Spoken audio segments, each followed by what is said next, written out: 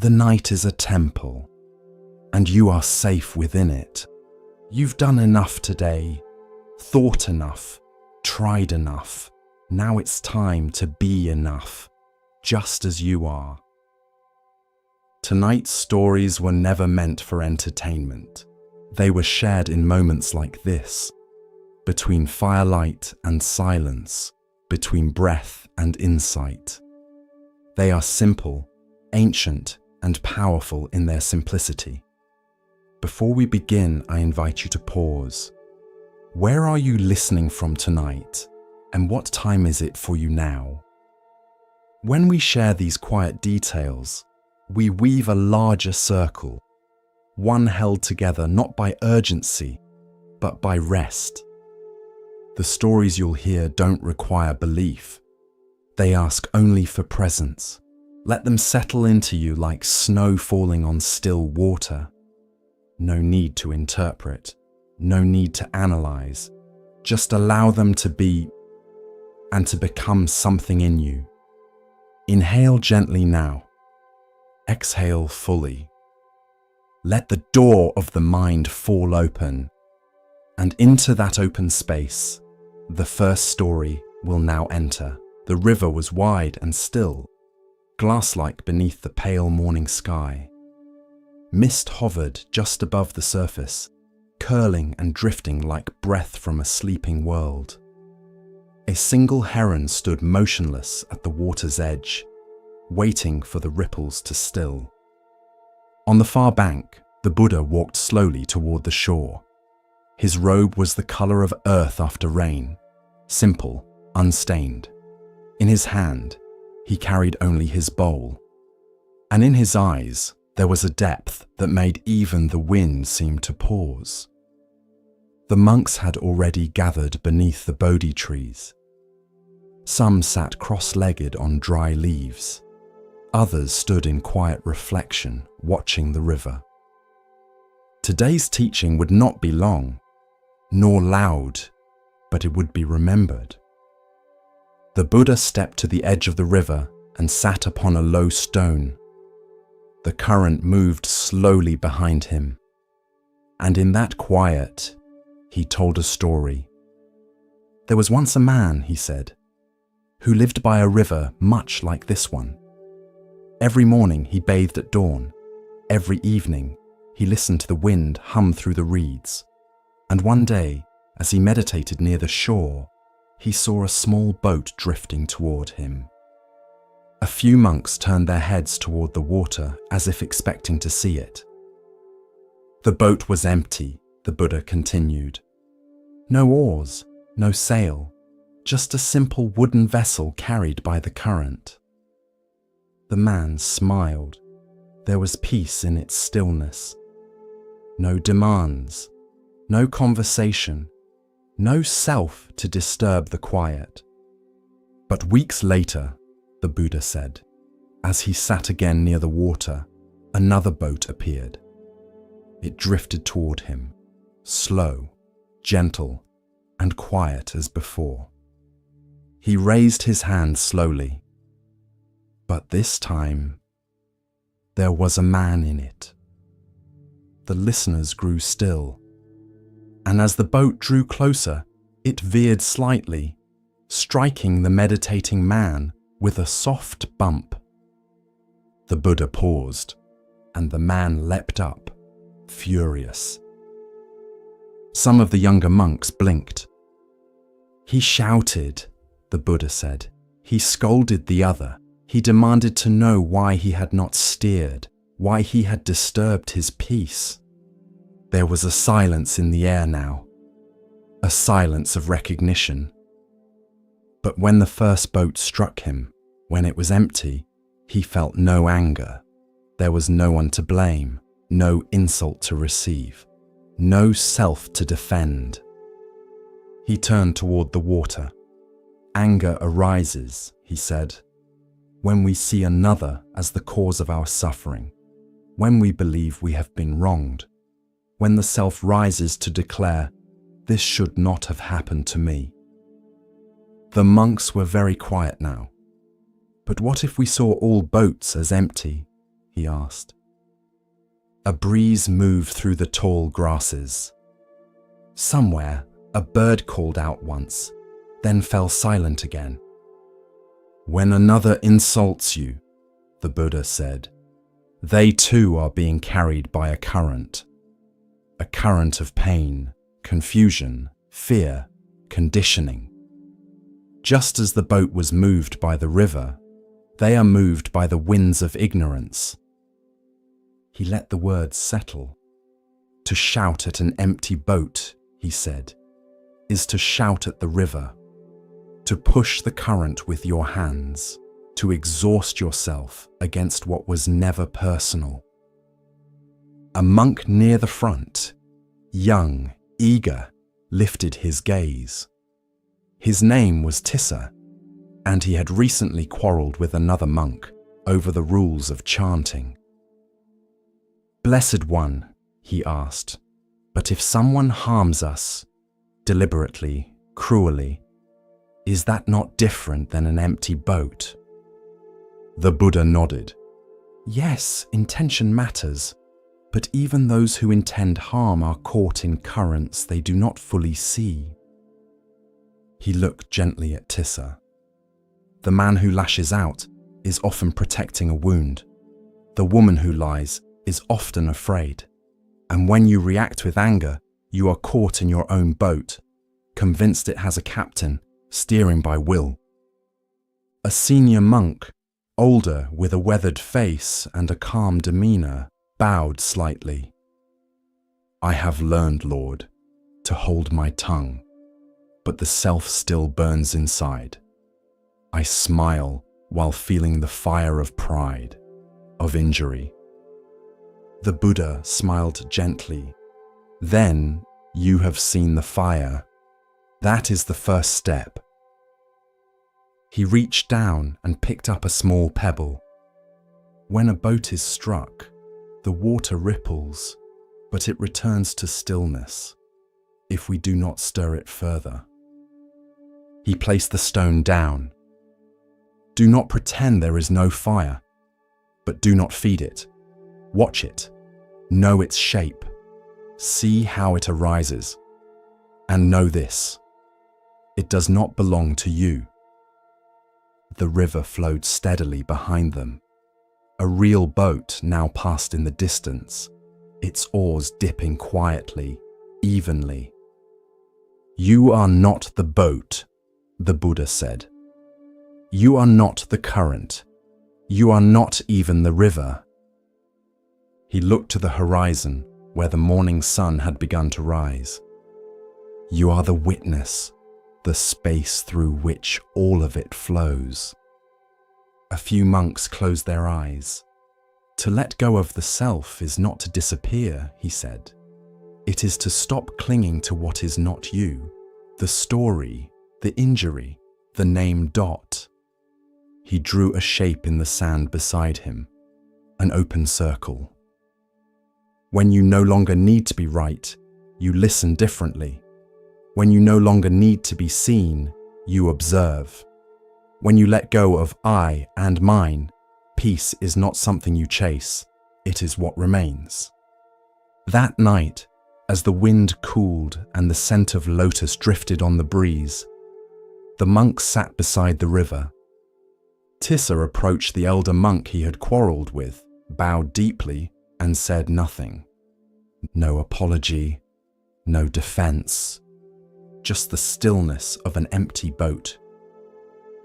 The elder bowed in return, and in that silence, something greater was restored. In the years that followed, the teaching of the empty boat would spread like a soft echo, across rivers, over mountains, into cities and quiet huts. Not as doctrine, but as insight. That much of what we suffer is born from the illusion of a fixed self. That the insult, the injustice, the anger are often just ripples in a river that does not know your name. And when you learn to see each passing vessel as empty, not meaningless but free of blame, then you too can drift more lightly. letting go, not to vanish, but to float. Still, aware, unmoved by the waves of the world, like the Buddha that morning by the river, watching everything and holding nothing. A monk walked along a dusty trail, his robe fluttering slightly with each step. The morning air was clear, the sun warm but soft.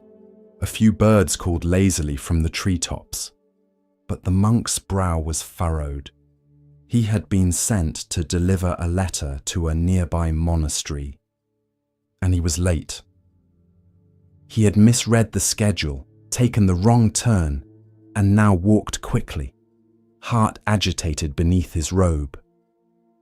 Each step struck the earth too hard. Each breath was shallow.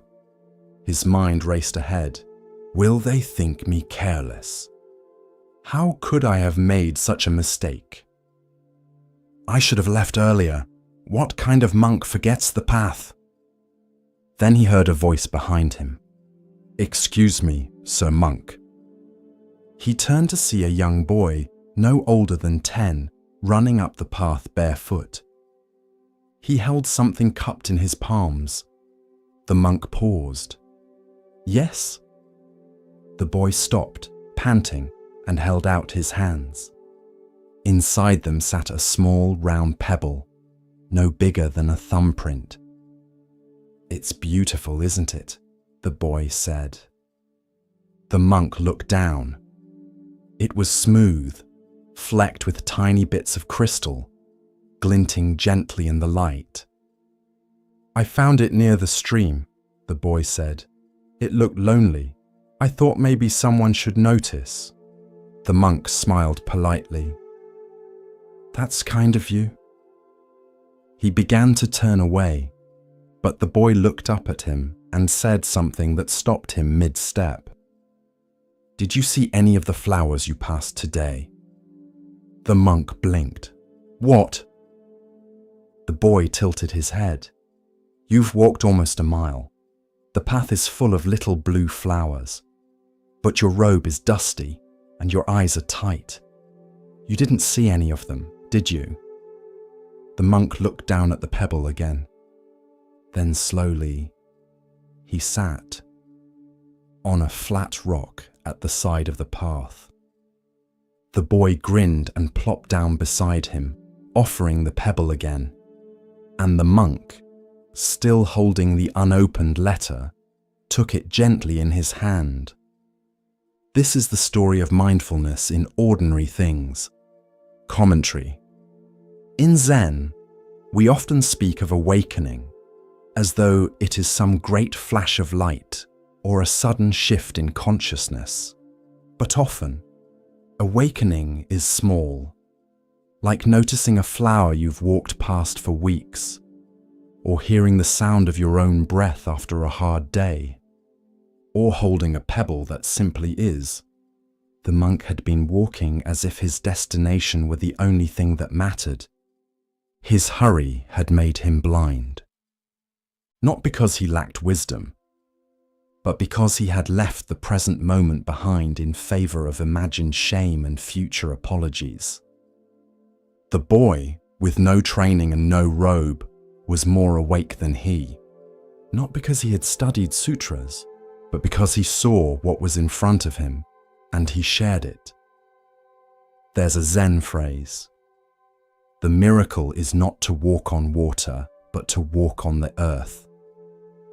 The monk delivered the letter later that day, but he took a different path back, slower, softer. He paused to notice the flowers the boy had spoken of, tiny blossoms with indigo petals, scattered like spilled paint across the roadside. He bowed to them, then reached into his robe and touched the small pebble still in his sleeve. After that, he kept it on the windowsill beside his mat, not as a relic, but as a reminder that awareness begins not with enlightenment, but with noticing what's already here, We spend our lives waiting for bigger signs, bigger truths, more impressive moments. But the sacred is everywhere, in the weight of a spoon, the hush of dusk, the rhythm of footsteps, the coolness of a cup before tea is poured. The boy in the story grew up. He never became a monk. But he taught his children to pause, to touch the bark of trees, to look into puddles after rain, to name the colors of the sky at sunset. And his children did the same. Sometimes the greatest teachers do not stand at the front of a hall. They kneel by a stream and lift a stone.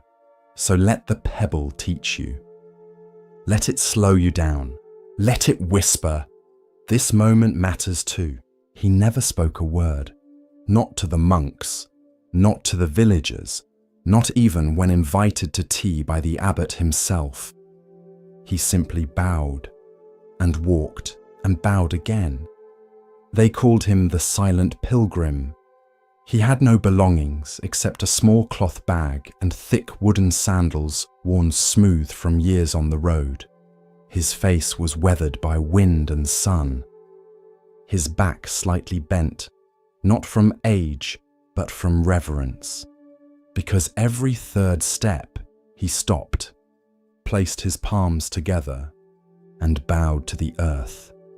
Step, step, bow, step, step, bow. He travelled like this for hundreds of miles, through rice paddies and dusty plains, through mountain passes and city streets, through cold rain, sharp sun, and falling snow. He never begged, never asked, never preached, only bowed. When he reached the gates of a remote temple high in the hills, a monk ran inside to announce, "The pilgrim has come." Curious, the monks gathered. Some stood with folded arms. Others watched from the steps. One scoffed, "What is this? A show?" Another whispered, "Surely he must be seeking merit or praise." But the abbot only smiled. "Wait. Watch." The pilgrim reached the stone path before the temple gate. Step, step, bow. His palms touched the gravel. His forehead met the earth. He rose slowly and continued.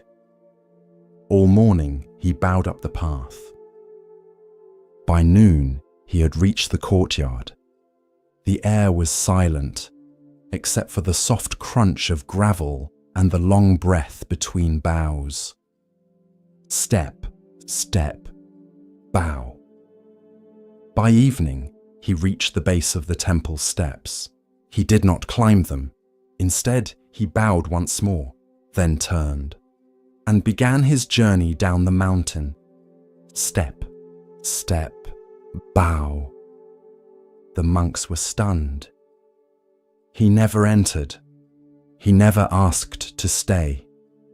He came all this way just to bow.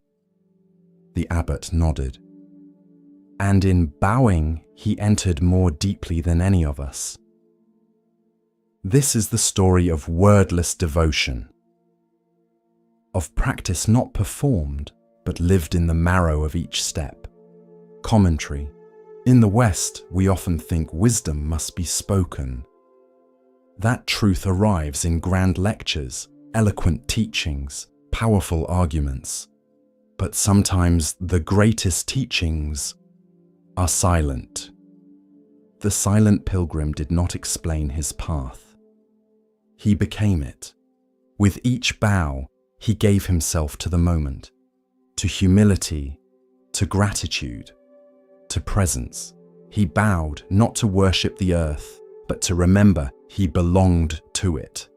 In Buddhism, we bow not out of subservience. We bow to let go of the self, to surrender ego, to honor interbeing. The sky does not rise without the sun.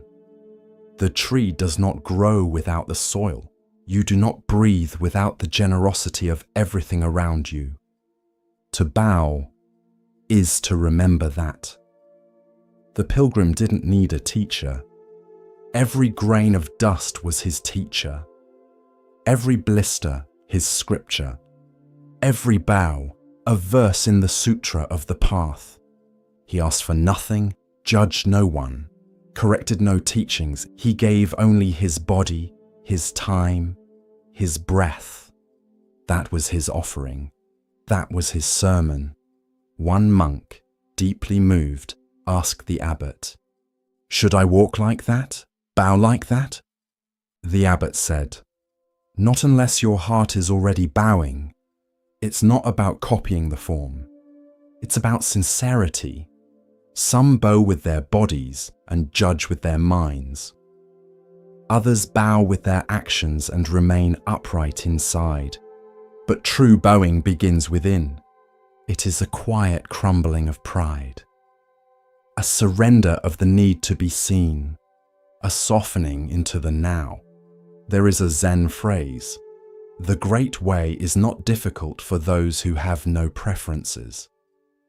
The silent pilgrim had no preference for praise or obscurity, for arrival or delay. His goal was not the temple. His goal was the bow itself. Step, step, bow. Again and again, until there was no one left doing it. Only the gesture, only the giving, only the way. Wherever you are, whoever you are, you can bow too, not just with your body, but with how you listen, with how you wait, how you serve, how you show up for the dust on the floor or the silence in a friend's eyes. To bow is to soften, to slow, to remember what matters, and sometimes to say everything without a single word. As we continue our journey through the wisdom of Zen Buddhism, let us turn to a tale about recognition and the true nature of worth. This is the next story. It moved like time dash dash, patient, steady, clear. She had come to the water for answers, not about rituals, not about chanting, but about something deeper. Who am I? She had read sutras, memorized verses, and bowed each morning, but still, a knot remained in her chest. The old teacher, sensing her restlessness, came to sit beside her. They watched the water in silence for a while. Then he pointed to a single droplet clinging to a leaf above the current. It trembled. Round, whole, complete. "Is that a drop of water?" the master asked. She nodded. "Yes," he smiled. Then a breeze blew. The droplet fell and joined the river below. The master turned again. "Now tell me, where is the drop?" This is the story of non-self, of how the self we cling to is like a drop, never separate, never alone. Commentary. We walk through life asking, who am I? What is me? Where do I go when I die? But these questions are like trying to bottle the river. The tighter you grip, the more it slips through your fingers. The Buddha taught that what we call a self is not fixed. No eternal soul, no unchanging core, only process, only flow, body, sensation, perception, mental formations, consciousness. These five aggregates arise and pass like waves. There is no boat, only current. The novice sat with this for many days. She stared at her reflection in the water, noticing how it changed when the wind blew, how it vanished when a stone was thrown, how it returned when the ripples faded. Was the reflection real? Yes. Was it solid? So too with the self. We exist, but not as a thing, as a movement, a flame, not a statue, a song, not a stone. One night the novice had a dream. She stood before a vast river. She cupped water in her hands, holding it close, but it began to spill, to slip between her fingers, to return to the source. In the dream, she let it go and wept, not from sadness, but relief, because in letting go of the drop, she felt the whole river. When she woke, she wrote a single line in her journal. I am not a drop in the river, I am the river in a drop. This is the heart of rebirth too, not the soul traveling from body to body, but conditions unfolding, like water taking many forms, cloud, rain, stream, mist, but always water. You are not this name, not this face, not even this mind. You are this moment, arising from countless causes and dissolving into new ones. When the master was old and dying, the novice, now a teacher, sat by his side. She asked him if he was afraid. He smiled faintly and said, "A drop returns to the river. How can it fear?" Then he closed his eyes and was gone. But the river kept flowing. So the next time you feel small or lost or alone, remember the drop and the river it was never truly apart from. The boy stood barefoot in the dust. Beyond the village, where the rice paddies gave way to forest, he searched. The sun hung low, casting long shadows through the bamboo groves. A wind stirred the leaves, but he did not move. His eyes scanned the ground for tracks, for broken twigs, for any sign of the ox. He had lost it, or perhaps he had never truly found it. And so began the journey, not of chasing, but of remembering. In Zen tradition, the ox herding pictures are a series of 10 images, each one a moment in the path toward awakening, not literal, not linear, but true in the way that poetry is true. They begin with a search. A boy looking for an ox. But the ox is not made of flesh. It is the self, the mind, the original nature.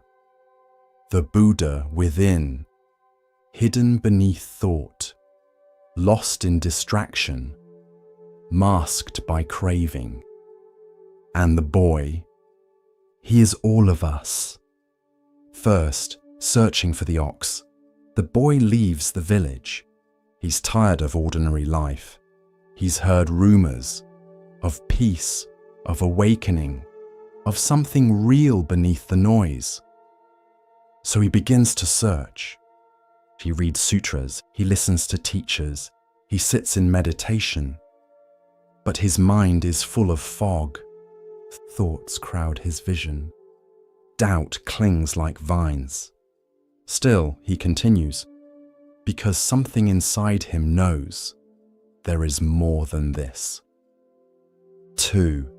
Seeing the traces. One morning, while gathering wood, he sees a bent stalk, then a hoof print in the mud. His heart jumps. Maybe I'm close. He kneels, follows the signs. In his practice, he notices moments of stillness. A breath that feels vast. A silence that doesn't feel empty. Just hints, traces, but enough to give him hope. 3. Catching sight of the ox. Suddenly, there it is. A glimpse through the trees. A flash of black hide. A tail flick. The boy freezes. Joy rises. And fear. Because now it's real. Not just a concept. Not just a goal. The ox exists, but it is wild. It does not come when called. And when the boy steps closer, it bolts. 4th, catching the ox. He runs, he sweats, he stumbles. At last, he grabs the rope. The ox bucks, throws its weight against him. It drags him through the grass.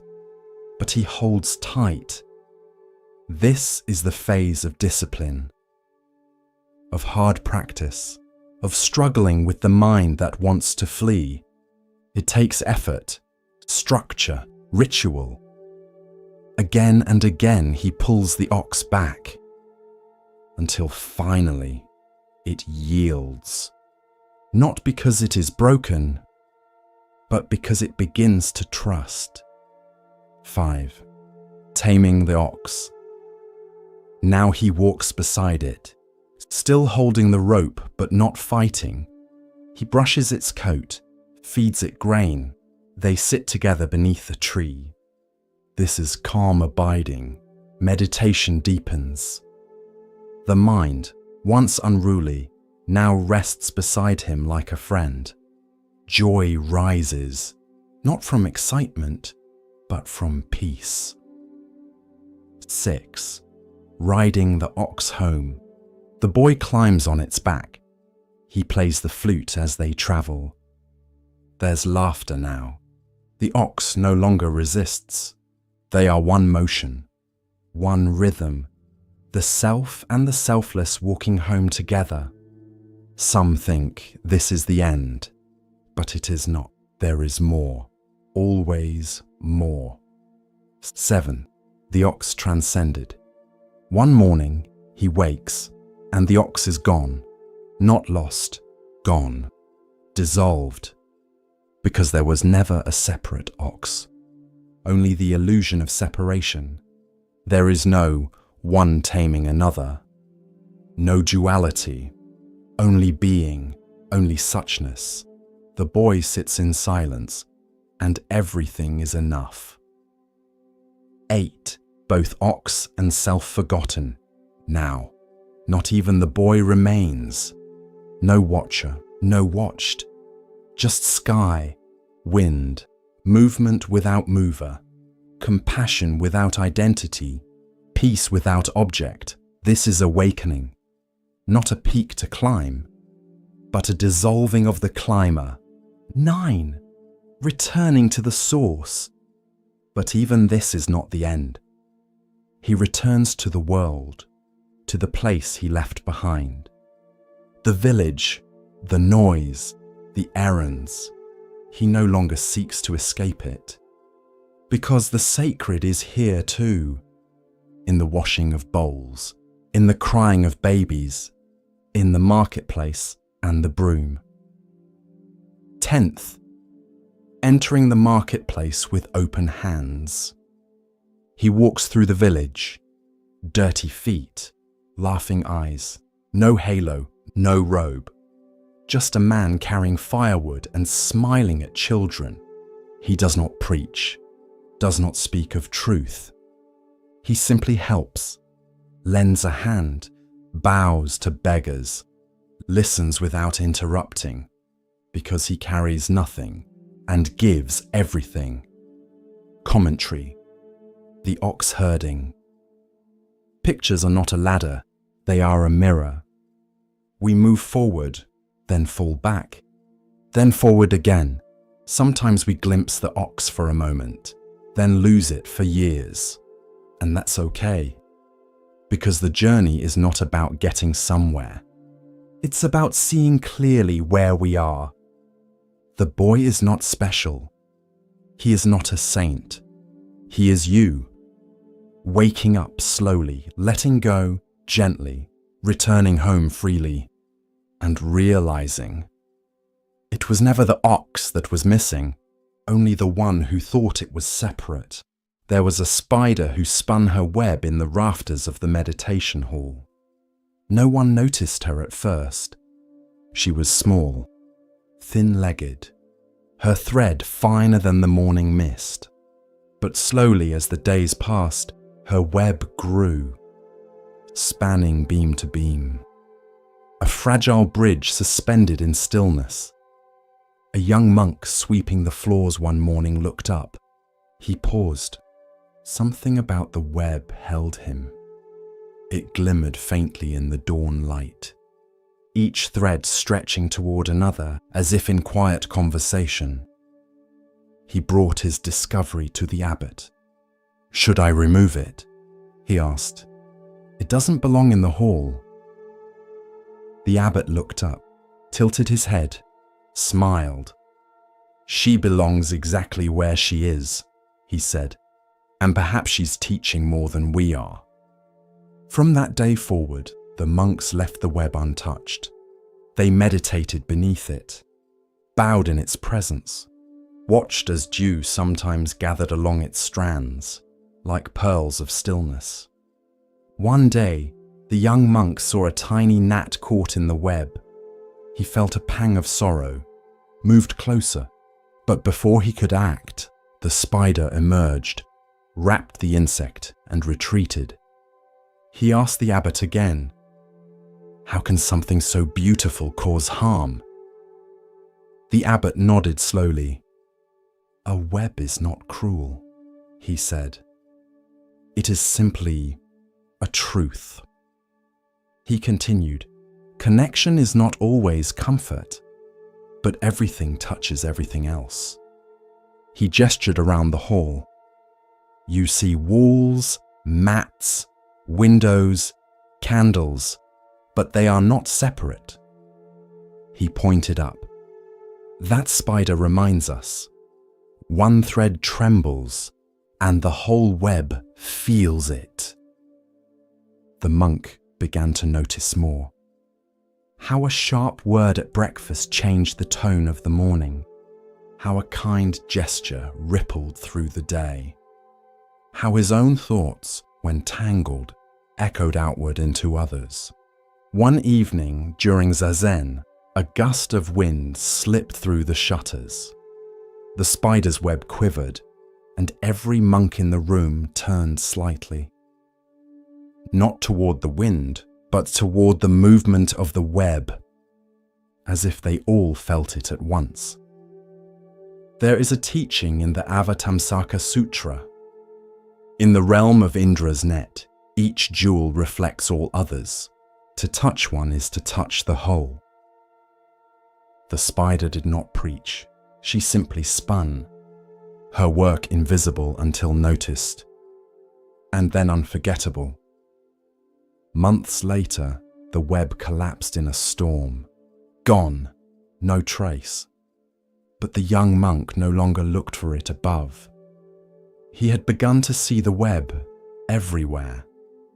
In the way the cook's ladle touched the soup pot. In the way the bell echoed down the hallway. In the way a smile from a stranger reached deep into his chest. Everything. Connected. Everything. Touching. Nothing. Alone. As we move deeper into the quiet teachings of Zen, we come to a story about seeing clearly and understanding true value. Listen carefully to the next story. The forest welcomed him, but not with comfort. It offered no shade from questions, no warmth from familiarity. Siddhartha had left behind the silk and gold of palace life, and now walked among wandering seekers, mendicants, and sages whose ribs showed like cages, and whose eyes glimmered with discipline or delusion. He sought teachers, and they welcomed him, for his mind was sharp and his determination pure. He studied with Arada Kalama, who taught of the formless meditative realms, places where consciousness floated like light on still water. Siddhartha followed his teachings, and with silent breath and sharpened focus, he reached those plains. His mind became spacious. His thoughts slowed like clouds drifting across a still lake. For hours, even days, he remained in deep absorption, untouched by fear, untouched by want. But when he opened his eyes, he saw the truth. Though his body was still, suffering had not ended. The world remained the same. Hunger still visited the poor. Age still bent the backs of farmers. death still came to children and kings alike. He bowed to Arada Kalama with gratitude and moved on. Next, he studied with Udaka Ramaputta, who taught of neither perception nor non-perception, of the vast nothingness that lay beyond all forms. Siddhartha once again followed, and again he reached the heights. He learned to let go of sensation, of even the thought of self. He floated, as if beyond the skin of the world. But again, when his eyes opened, the truth remained. Desire still lingered. Aging still came. Death still waited. He thanked his teachers, bowed with reverence, and walked on. He had reached the highest peaks of mind. He had sat in the palace of consciousness. And still, he had not seen freedom. In a grove beside the Niranjana river, he found a band of 5 ascetics who practiced fierce austerity. They believed that the body must be conquered by pain, that by starving it, punishing it, mastering its cravings, one could burn away desire and illusion. Siddhartha joined them. He ate but 1 grain of rice a day. He chewed each grain for long minutes until it dissolved like a breath. He slept in the open, through storm and frost, curled against the roots of trees, his robe no thicker than air. He held his breath until his vision blurred and his head rang with wind. His limbs withered. His skin clung to his bones like silk over stone. His hair fell in clumps, and birds perched near him, thinking him a branch. He listened only to silence. He welcomed pain. He thought it would purify him, but the fire of truth did not rise. He could silence the body. He could silence even the mind, but the ache remained. The ache that asked, why do we suffer? Why do we cling? What ends the endless turning of sorrow? One day, as he bathed in the river, he collapsed from weakness. The water barely reached his knees, yet his strength failed him. His vision dimmed, the world tilted. A young girl named Sujata saw him and, moved by compassion, offered him a bowl of rice milk. Her hands trembled as she knelt before him, unsure if he was a spirit or a dying man. The milk was warm, the grains soft. As it passed his lips, his body stirred, not with indulgence, but with remembrance. The body was not the enemy, nor was the world. In that moment, clarity dawned. This was not failure, this was insight. Neither indulgence in luxury, nor torment of the flesh had freed him. He had lived both extremes. He had walked both shores, and both had kept him bound. He would walk the middle way, not soft and yielding, nor rigid and cruel, not drowned in pleasure, nor crushed by pain, but steady, balanced, awake. He stood and walked back to the grove. The 5 ascetics saw the softness in his step, the colour in his cheeks, and they scorned him. He has abandoned the path, they whispered. He has turned back to comfort. But Siddhartha knew better. He did not argue. He did not explain. He simply bowed and walked on. At the edge of the forest stood a great fig tree whose roots plunged deep and whose branches reached like arms toward the sky. Siddhartha looked upon it and knew, here he would sit, here he would wait. He gathered dry grass for a seat. He placed his back to the tree. He crossed his legs, rested his hands in his lap, and drew a deep, even breath. He made a vow. Though my skin withers, though my bones turn to dust, I will not rise from this seat until I find the end of suffering. The sun passed. The moon rose. Birds quieted, winds stilled, and in the silence the battle began, not with sword or shield, but with doubt and memory, fear and illusion. But that was the next story. For now he sat, still, the seeker who had tasted every path, now ready to look within. The next chapter had begun. It was the 5th night of the waxing moon. The air in Kapilavastu was still, not silent, but hushed, as though the stars had gathered at the edges of the world to listen. The palace walls breathed in jasmine and sandalwood. Lamps flickered gently, servants whispered down the halls. And in the royal chamber, Queen Maya of the Shakya clan slept. Her breath moved softly. Her hands rested over her womb, though she did not yet know why. Outside, the moon hung high, full, radiant, unblinking. And beneath that silver light, a dream came to her. Not wild, not fevered, but clear, like water holding the shape of the moon. The dream.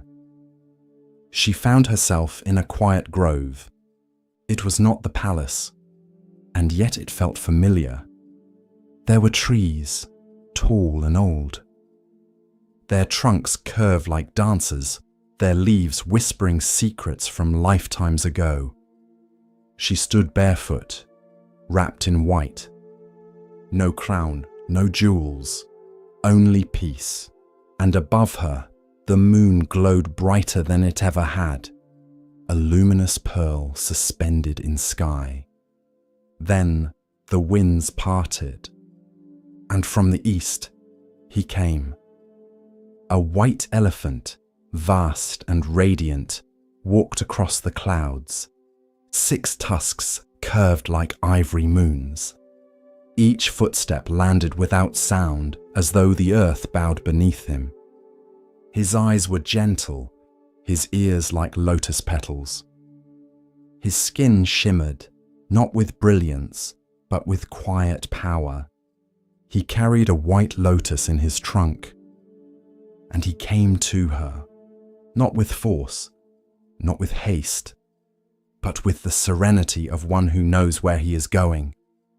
She did not step back. She did not fear. She simply stood and watched. And when he reached her, he bowed, as if to offer the lotus, as if to ask permission. She lowered her gaze, and in that moment, the elephant entered her side. There was no pain, only light, only warmth, as though the moon had moved into her body, as though the entire sky now rested inside her. And in that light, she saw a vision, a child, radiant, seated on a lotus, surrounded by devas and sages, stepping not into royalty, but into destiny. She saw the turning of wheels, the shifting of ages, the crumbling of illusion, and then the dream dissolved. Waking, Maya woke before the birds. The sun had not yet touched the mountains. The oil lamp beside her flickered once, then settled. The chamber was silent, but her hands, still resting over her abdomen, were warm. And her heart beat not with confusion, but with awe. She rose slowly, wrapping herself in soft cloth. She moved through the halls like moonlight and summoned her attendants. "I have seen something," she said. "Call the king, call the sages, call the dream readers and wise ones, bring the astrologers." And they came, with scrolls, with incense, with knowing eyes. She recounted every detail. The forest, the moon, the elephant, the lotus, the peace. They listened, they nodded. And at last, the eldest among them, a man with a voice like woven silk, spoke. "Your dream is not of the ordinary world. It is the sign of a great birth. The child in your womb is no ordinary prince. He will be a Chakravartin, a turner of the wheel. He will change the world. If he remains in the palace, he will become a king of kings.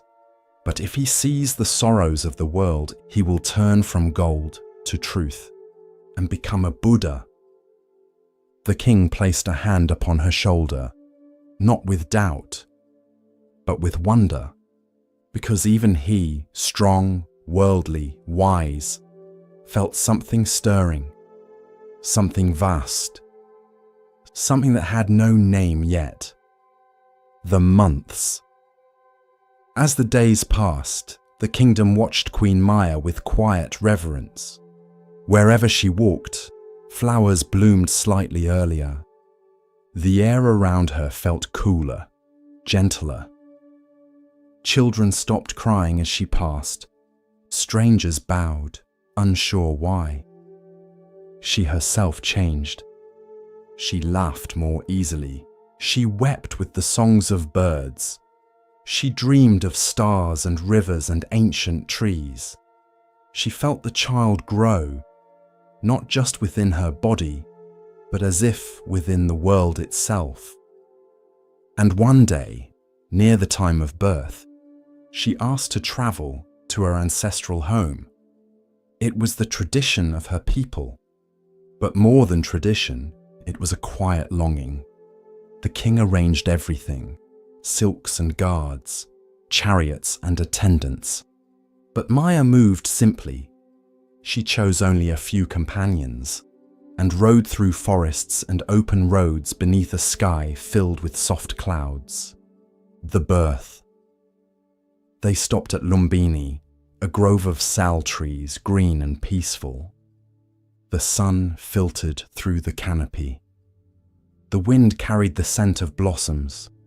Birdsong drifted like prayer. Maya stepped down, drawn to the trees. She held a branch, looked upward, and in that moment, beneath the same moon she had seen in her dream, she gave birth. The child came easily, without struggle, without fear. He did not cry.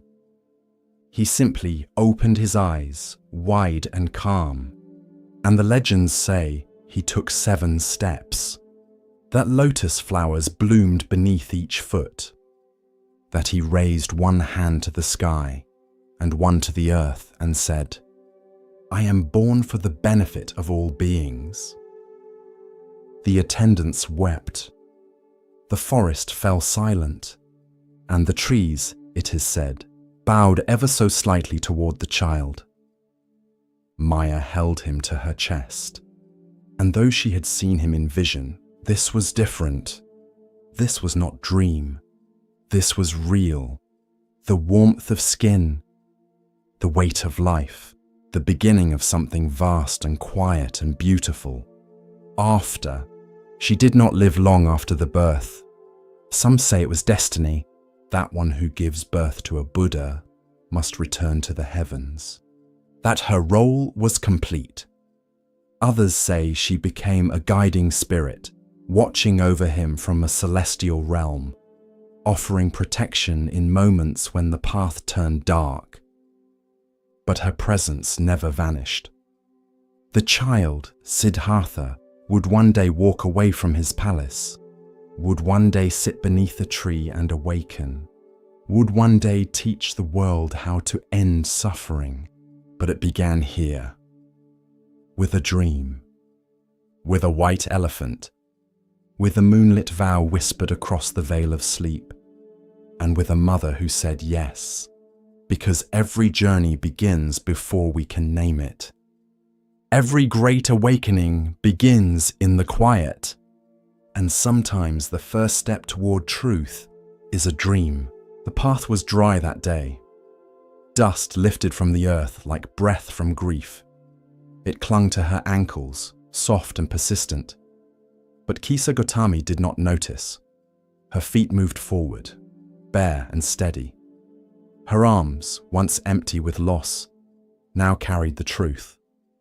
It had been some years since she had fallen at the feet of the Buddha, begging for medicine to save her dead child.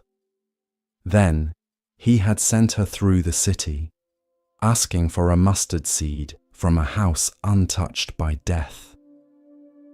At every door she knocked, and at every door sorrow had already sat before her.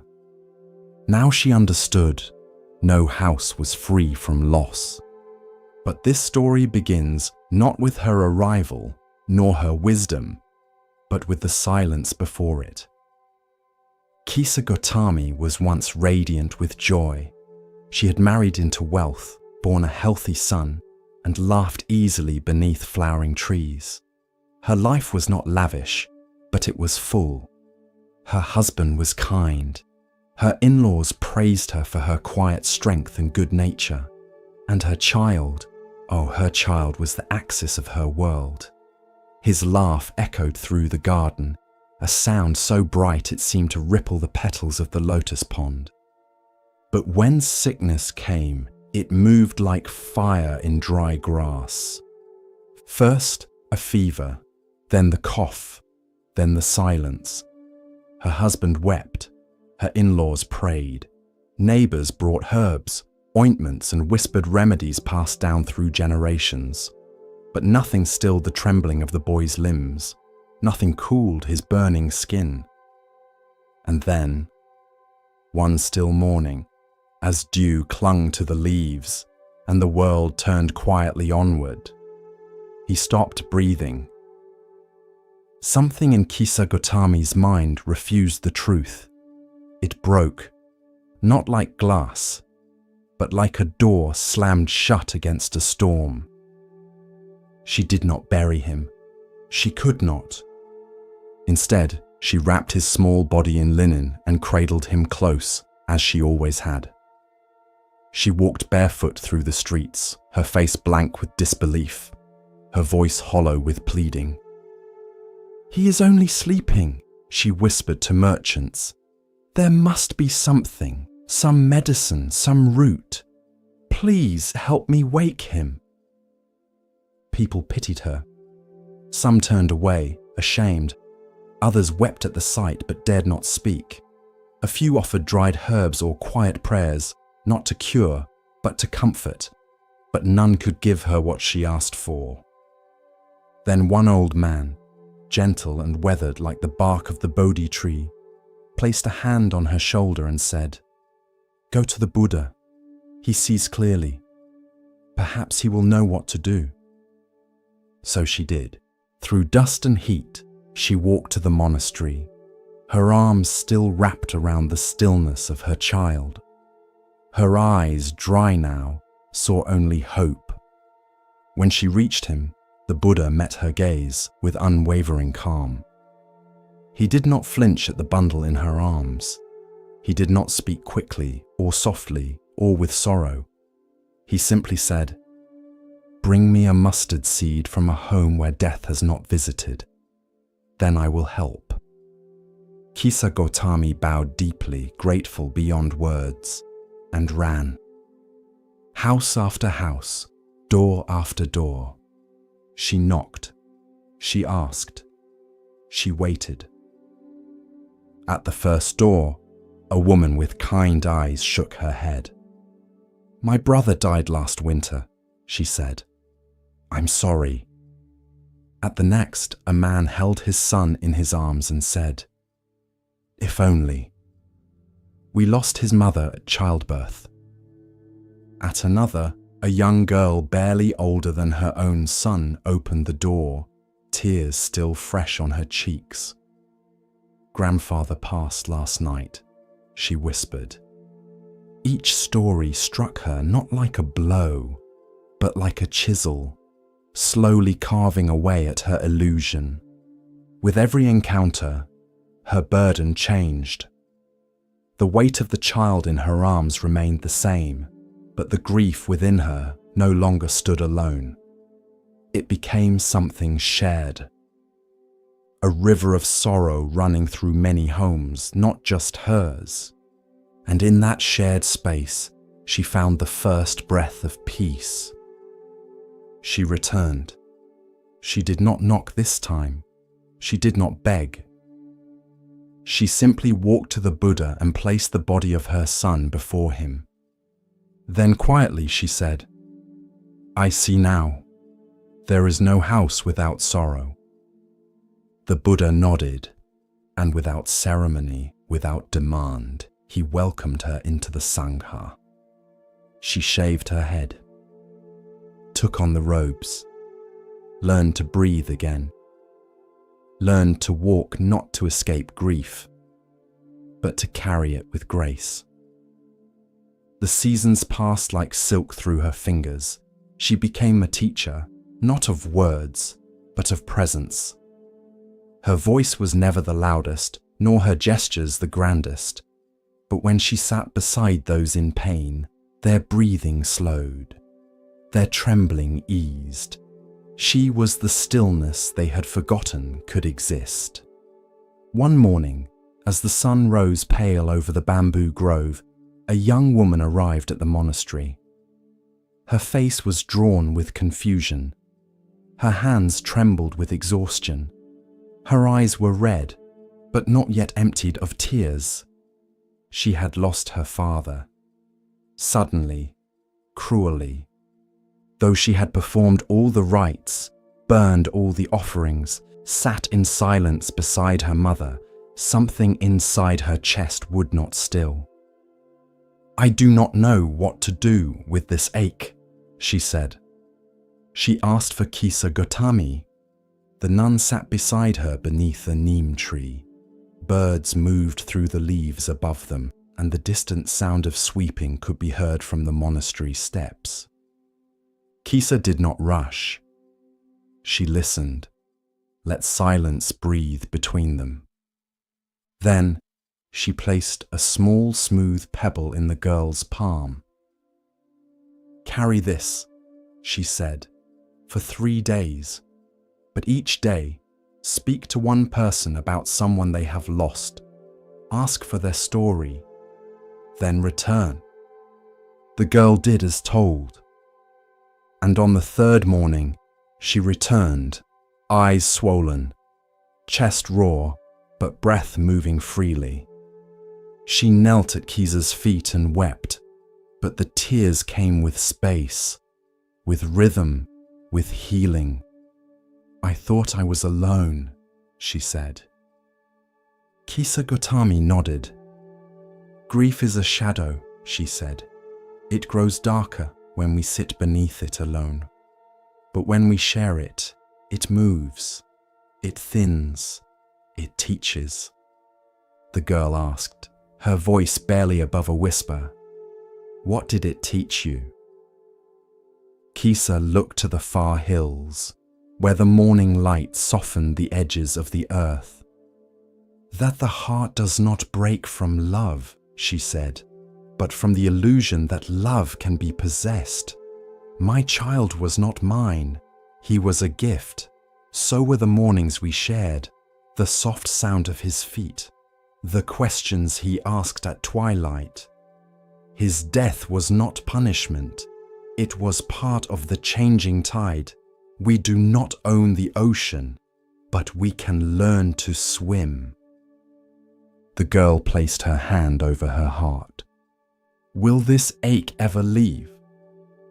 "No," Kisa said gently, "but it will grow roots, and from those roots something will bloom.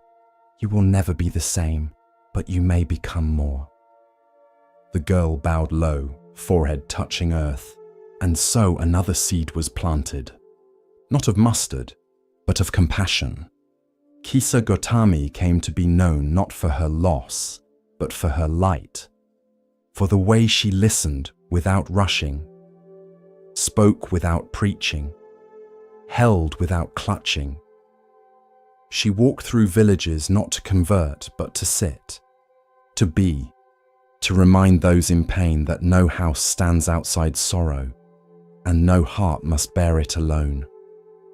Thus, The lesson of the mustard seed lived on, not in the search, but in the returning, not in the seed itself, but in the soil of shared humanity it revealed. With each step on the Zen path, a new lesson unfolds. Now we turn to a story about recognition, of self, of others, and of what truly matters. Listen carefully to the next story. Long ago, in a kingdom ringed by mountains and temples, a mighty king ruled from a palace of stone and gold. He was feared by his enemies, praised by poets, and followed by thousands. His armies stretched across the land. His wealth filled entire chambers, and his commands echoed through cities like thunder. But still, he was restless. Victory brought no peace. Praise faded quickly. Even sleep, wrapped in silk and guarded by soldiers, felt hollow. And so one morning, while gazing out across his kingdom from a marble balcony, the king spoke aloud. "Who in this world is greater than I?" A servant, sweeping quietly nearby, paused. "There is one," he said softly, eyes downcast. The king turned sharply. "Who?" "A sage," said the servant. "He lives alone in the forest, wears no crown, owns no gold. But they say he holds more peace in his silence than all your generals in battle." The king laughed. "A beggar in the woods, greater than me." But something in the servant's voice lingered. And later that night, when the court had gone quiet, the king summoned his best horse and rode out alone, disguised in simple robes, his face shadowed by the hood of a traveler.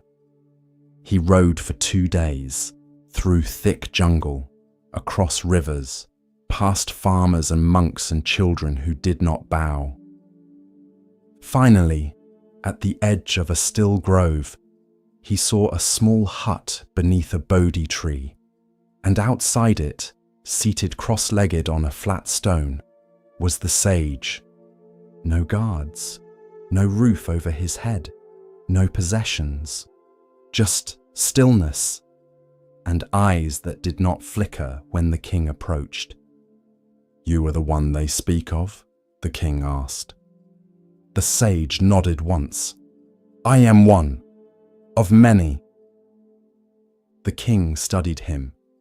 "You have no palace, no army, no throne, and yet people speak your name in reverence. Why?" The sage said nothing. The silence stretched, long enough for the king to feel his own voice echo. Finally, the sage opened his palm and motioned for the king to sit. The king hesitated, then obeyed. They sat together under the tree, as the wind moved gently through the leaves. No words, no commands, just presence. After a long while, the king said, "You are not afraid of me." "I see no king," said the sage, "only a man with questions." The king frowned. "I have conquered lands, broken enemies, shaped history. You think I have questions?" The sage met his eyes. "Then why are you here?" The king opened his mouth, closed it, and looked away. Because beneath the silk, beneath the crowns, beneath the noise, he had come not to test the sage, but to understand something he could not command. Finally, he asked, "Why do people follow you?" "I do not ask them to." "Then why do they listen?" The sage picked up a small stone from the earth, rolled it in his fingers. "They listen," he said, "because I have no need for them to." The king blinked. "I lead armies, command cities, hold power over life and death, but still I'm not content." The sage nodded. because you mistake fear for respect, obedience for love, wealth for worth." The king stiffened. "Are you saying I am not powerful?" "I am saying," the sage said gently, "that true power does not cling, it does not shout, it does not fear being forgotten." They sat again in silence. The wind stirred the sage's robe. The king looked down at his hands. "I have everything," he said, "but still I feel empty." The sage smiled. "Then you are ready." "Ready for what?" "To lead without needing to be above." That evening, the king returned to his palace. No fanfare, no declaration, but something had changed. He began to listen more, to speak less, to ask questions instead of giving orders. His advisors whispered about his visits to temples, his long walks alone, his sudden interest in sitting beneath trees without speaking. And when his generals asked, "Who taught you this?" he said simply, "A man with nothing, who showed me everything." Years later, when the sage passed into silence beneath the same Bodhi tree, the king declared a day of stillness across the land. No work, no speech, just listening. And in time, his own rule became a story of its own, not because he expanded borders, but because he stopped needing to, not because he gained more, but because he learned to let go. And the story of the king and the sage spread like the breeze that once moved through the forest leaves. A reminder that the crown is not the source of power, wisdom is, and the one who does not seek to rule is often the one most worthy to lead.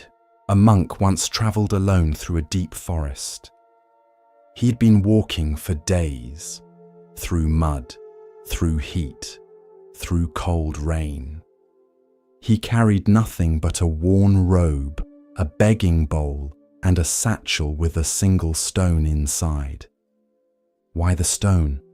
He could not say, only that a teacher once gave it to him and said, "Carry this until you understand its weight."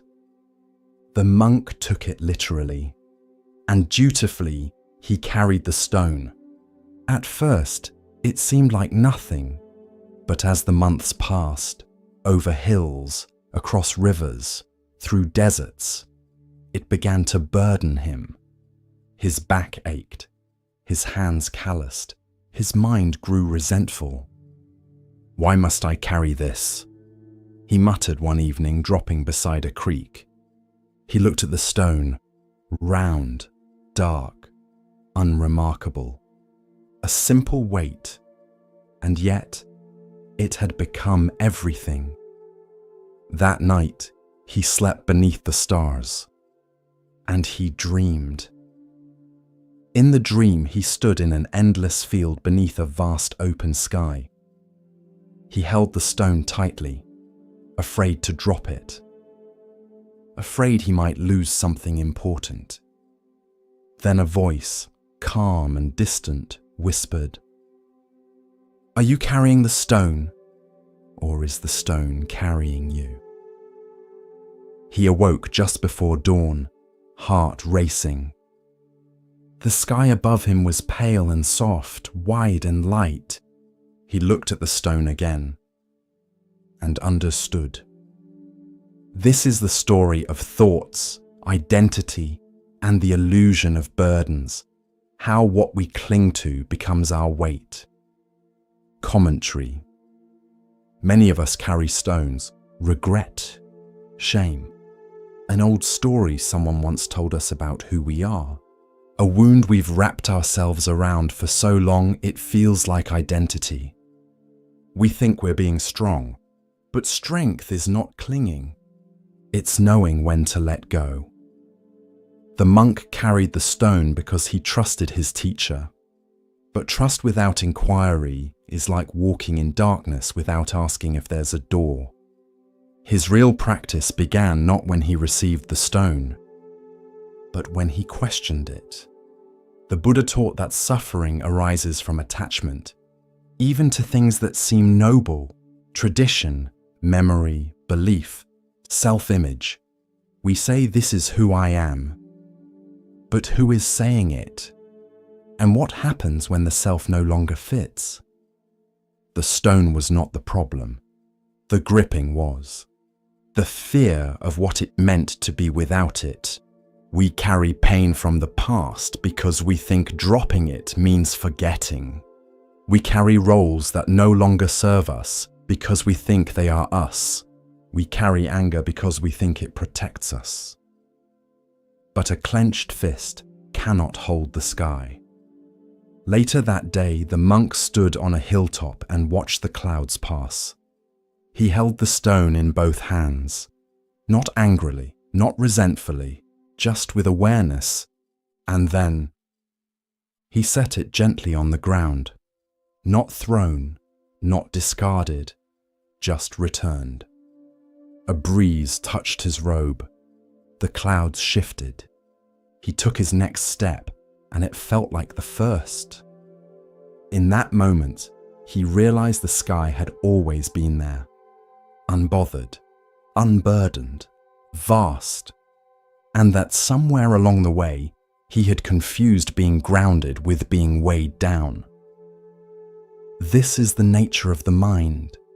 It can be like a stone, heavy, fixated, stuck in the past, or like the sky, open, vast, always able to hold the weather without becoming it. The monk never told others to drop their stones. He simply told this story and ended it with a question. What are you carrying that is carrying you? So, pause today.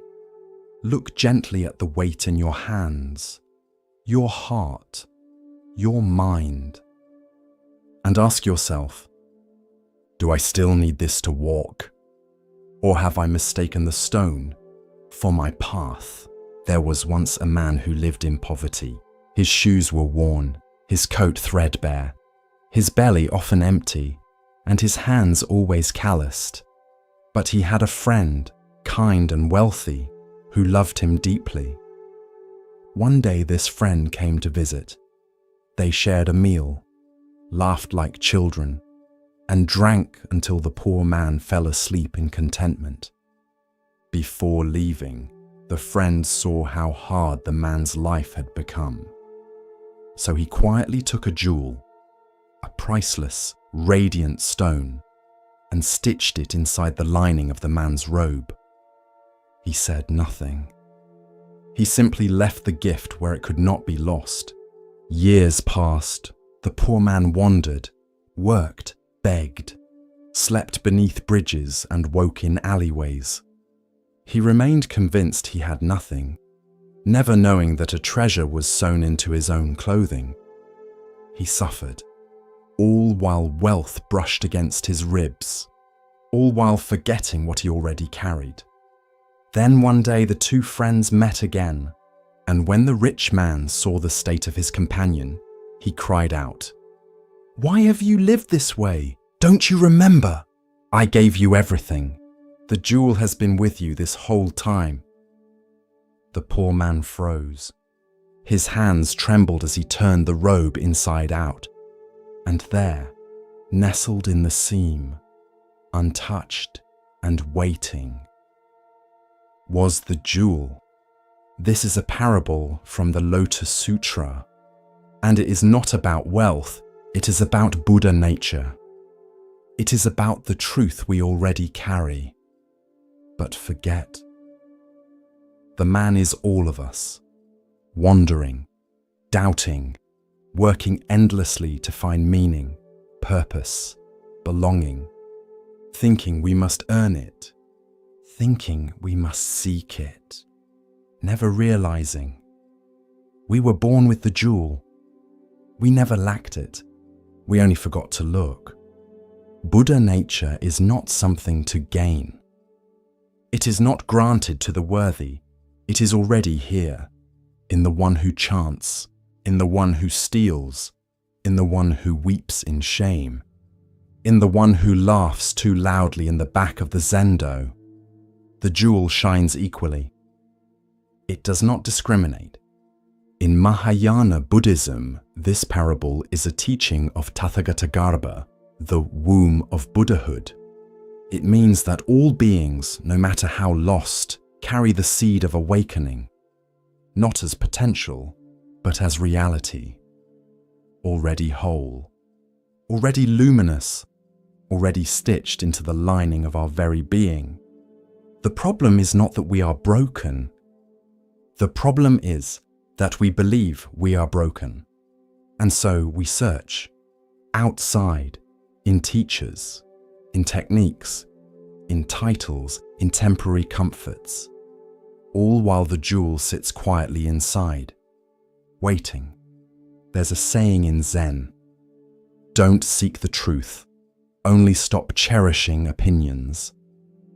Because the more we chase, the farther we run from what is already still. In the story, the friend does not blame. He simply says, look.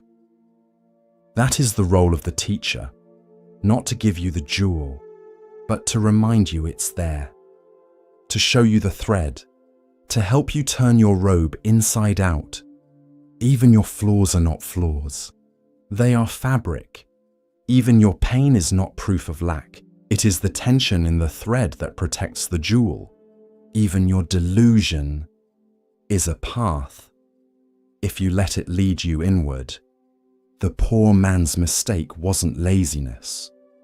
It was forgetting his inheritance, just like us. We forget we are enough. We forget we are worthy. We forget that what we seek has always been with us. Buddhism is not about becoming holy. It is about remembering who you are, who you've always been, what cannot be taken from you. Not by grief, not by failure, not by your own darkest thoughts. Sometimes people ask, but if I already have Buddha nature, why practice? And the answer is simple, to remember, to loosen the thread, to notice the glimmer, to stop walking past yourself like a stranger. Commentary. The jewel is not hard to find, but it is easy to overlook, because it does not shout. It does not sparkle in the usual light. It sits in the quietest part of you and waits for you to be still enough to feel it. You may not believe this yet. That's okay. Belief is not required. Only curiosity, only the courage to look inside the robe and ask, what if I am already whole? In a monastery garden, a novice once asked the teacher, where can I find the Buddha? The teacher pointed to the ground. Toes. Then to the novice's chest, heart. Then to the novice's eyes. Everywhere you see, but especially where you never thought to look. You have the jewel. So now, stop asking how to earn it. Start asking how to honor it. Live from it. Speak from it. Let it shape your steps. And when others forget their own jewels, remind them gently, just like the friend did. As our exploration of Zen Buddhism deepens, let us listen to a story that reveals how true worth is often overlooked. Here starts the next story. High in the hills above a quiet town, there stood a temple. Its walls were weathered by wind and time. Its steps worn smooth by generations of sandals. Its prayer flags faded but still fluttering.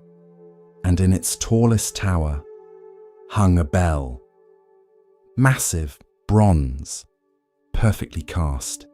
It had been gifted by a distant king centuries ago, carried up the mountain by oxen and monks, polished each year.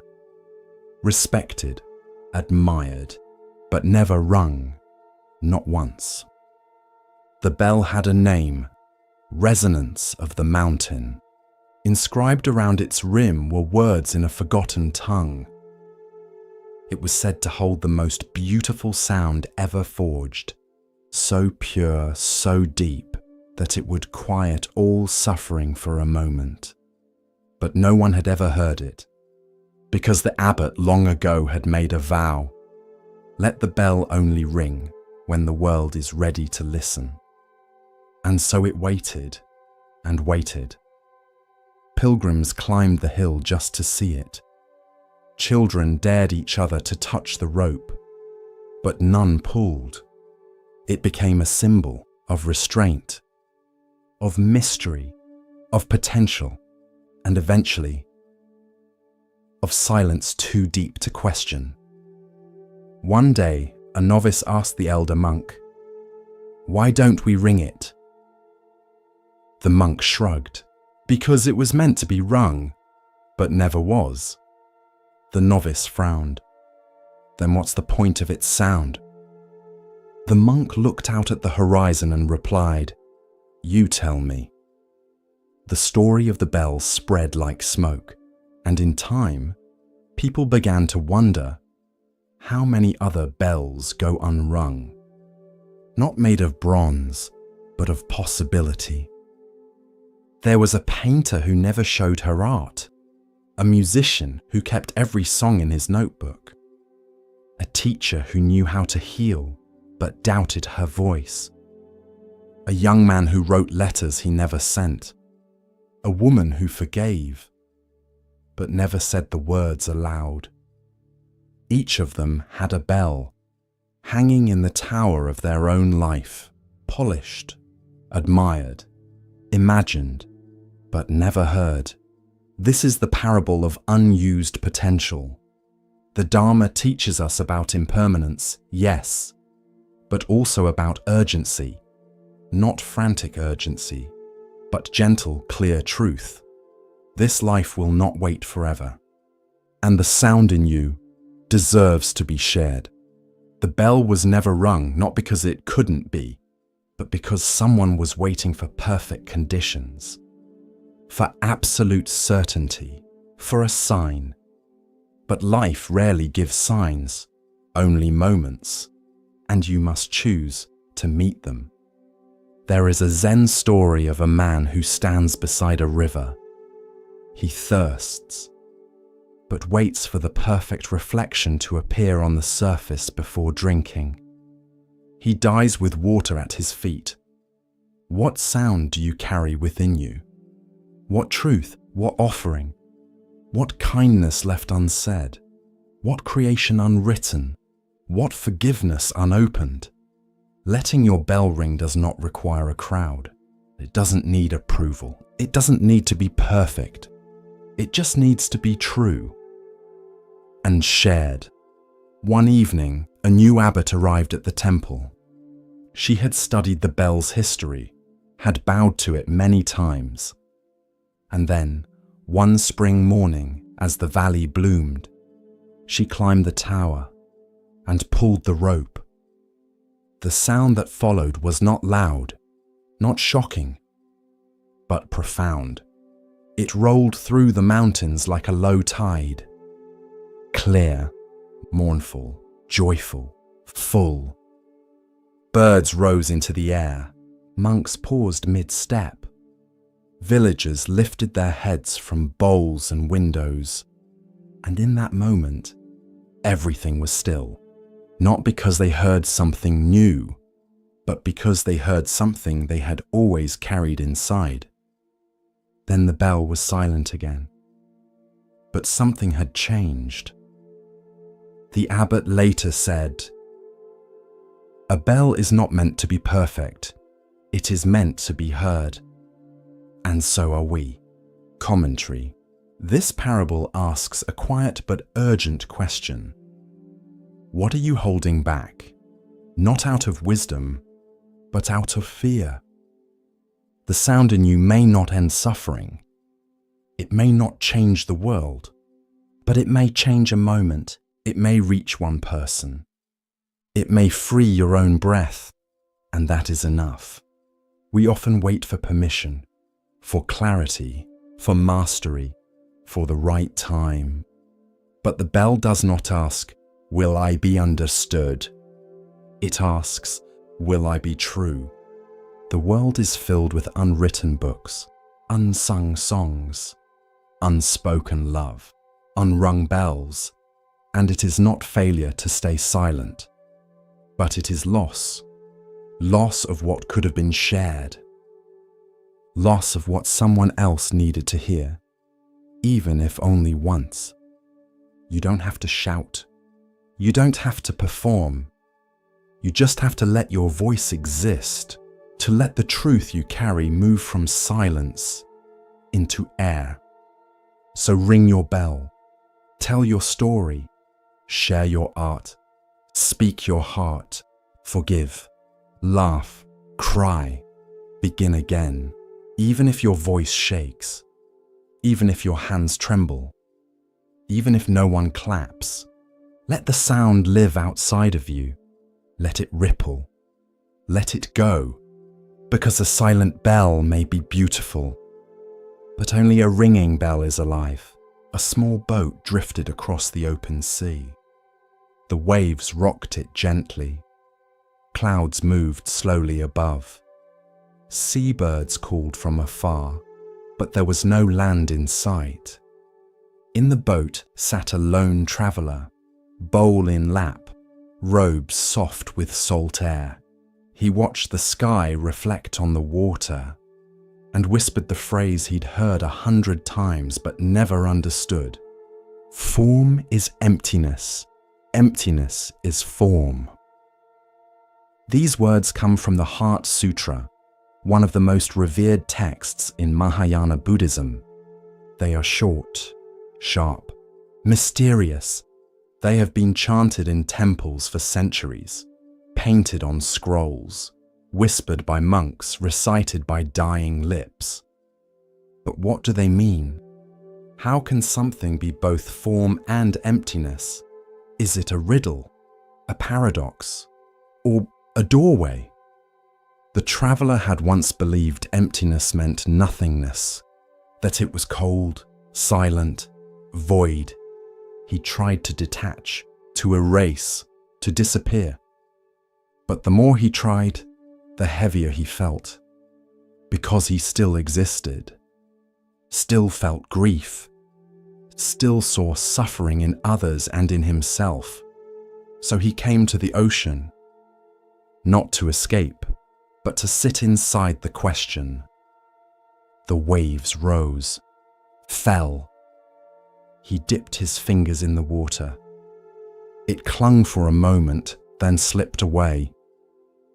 Form, emptiness, a wave, is not separate from the sea. It rises, appears, shines in the light, then dissolves. But it was never apart. It never existed in the way we imagine. It was always just movement, a form born from formlessness, a shape that could never be held. This is the meaning of emptiness. Shunyata in Sanskrit. It does not mean nothing. It means no fixed, independent existence, no solid boundary between self and world. Everything is interbeing, dependent, arising together. Your body is form, but where does it begin? At the skin. What about the breath entering your lungs? What about the warmth from the sun on your cheek? What about the smile passed to you by a stranger? Where do you end and the world begin? The more you look, the more it all dissolves into ocean. Form is emptiness. Everything you see is temporary, transient, unstable. But then, the second line, emptiness is form. This is the beauty. Emptiness is not barren. It appears as everything. The flower, the teacup, the child's laugh, the pain in your chest, all are expressions of emptiness, not meaningless but miraculous, because they are here. Briefly, shining like dew before it falls. The traveller looked around the boat. Wood planks, salt crust, a loose nail near the bow, all temporary, all destined to decay. And yet, each part of the boat held him above the water. Emptiness had taken form, and that form mattered. It kept him afloat. There is a story from a monastery. A student asked the master, "If all is emptiness, why do we sweep the floor?" The master said, "Because the dust is also empty."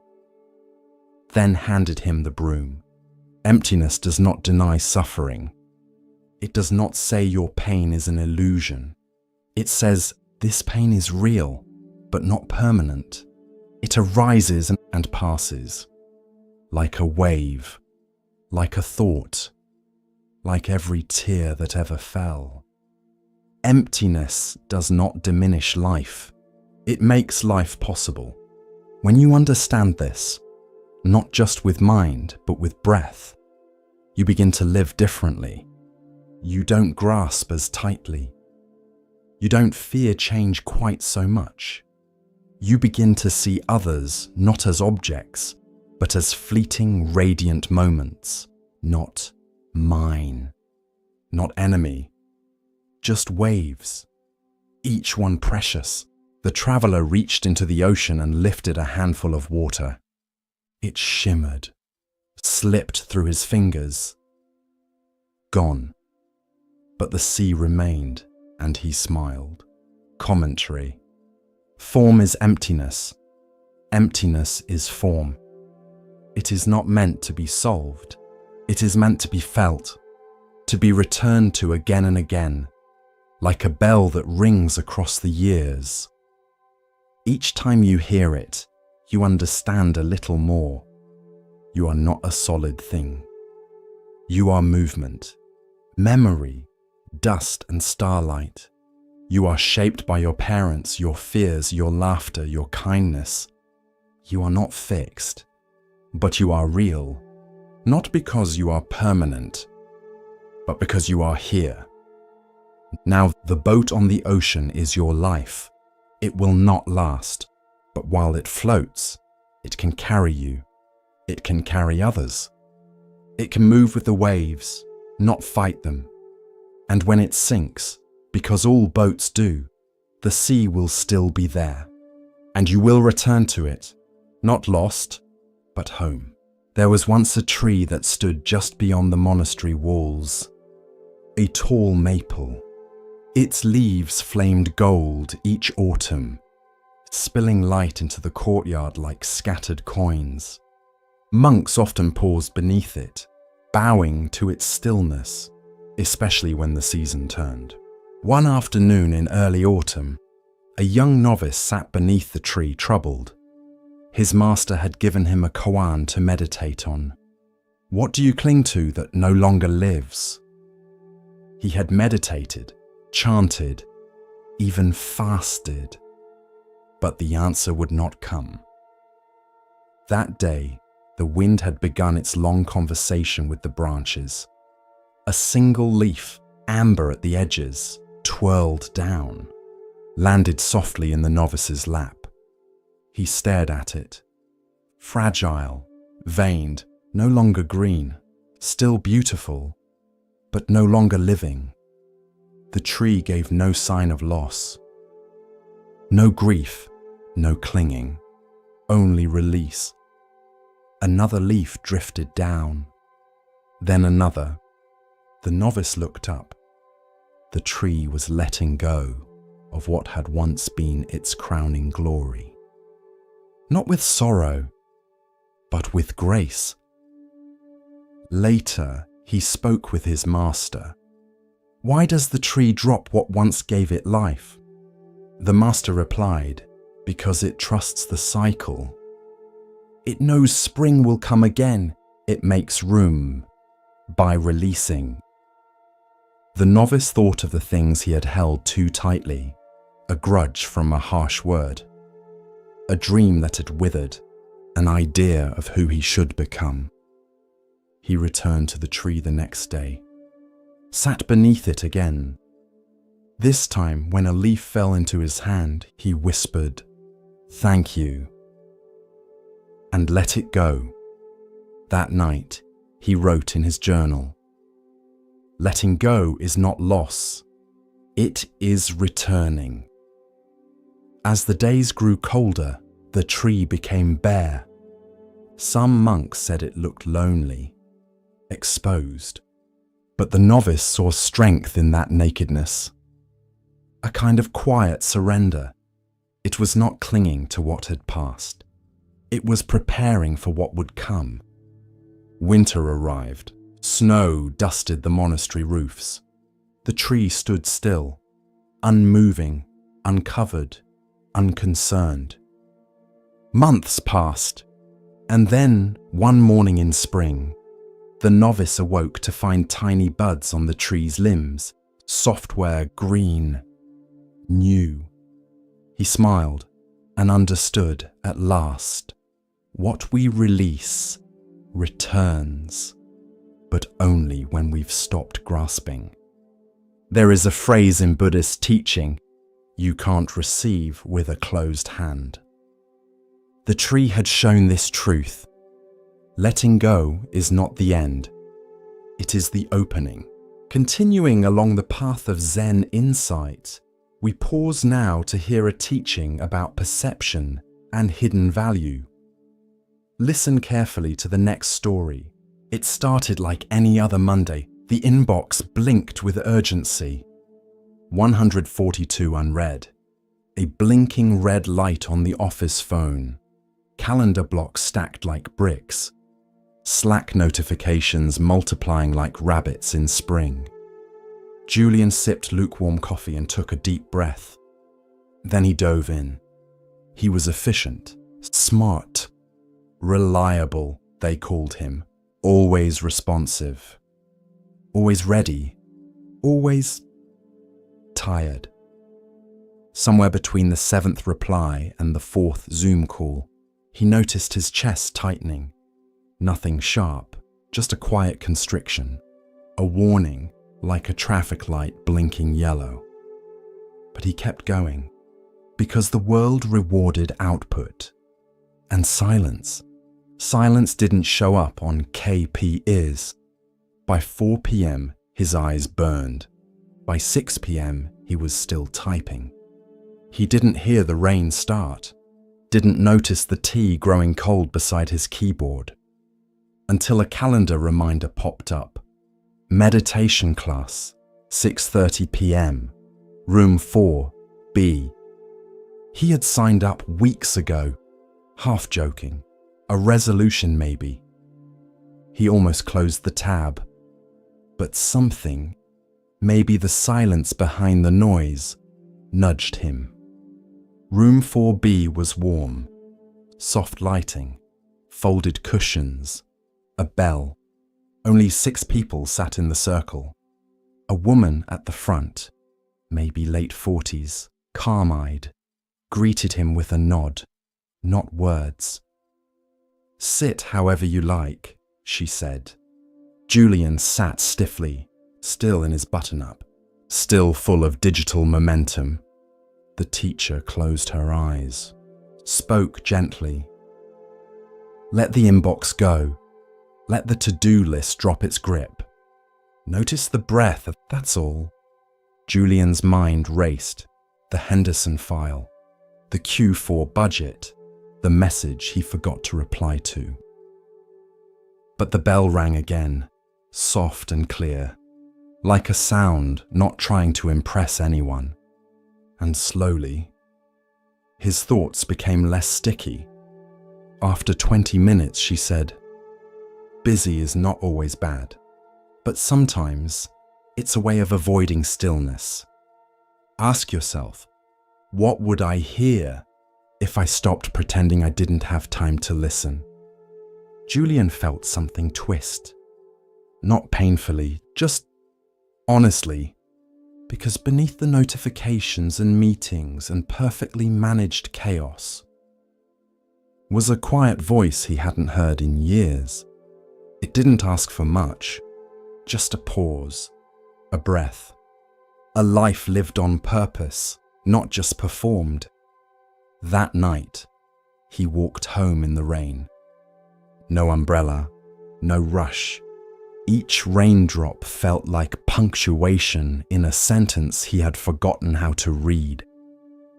The next morning, his inbox was just as full, but he didn't open it right away. He brewed tea, sat for 5 minutes, watched the steam rise and disappear. And in those 5 minutes, he remembered he was alive, not just employed.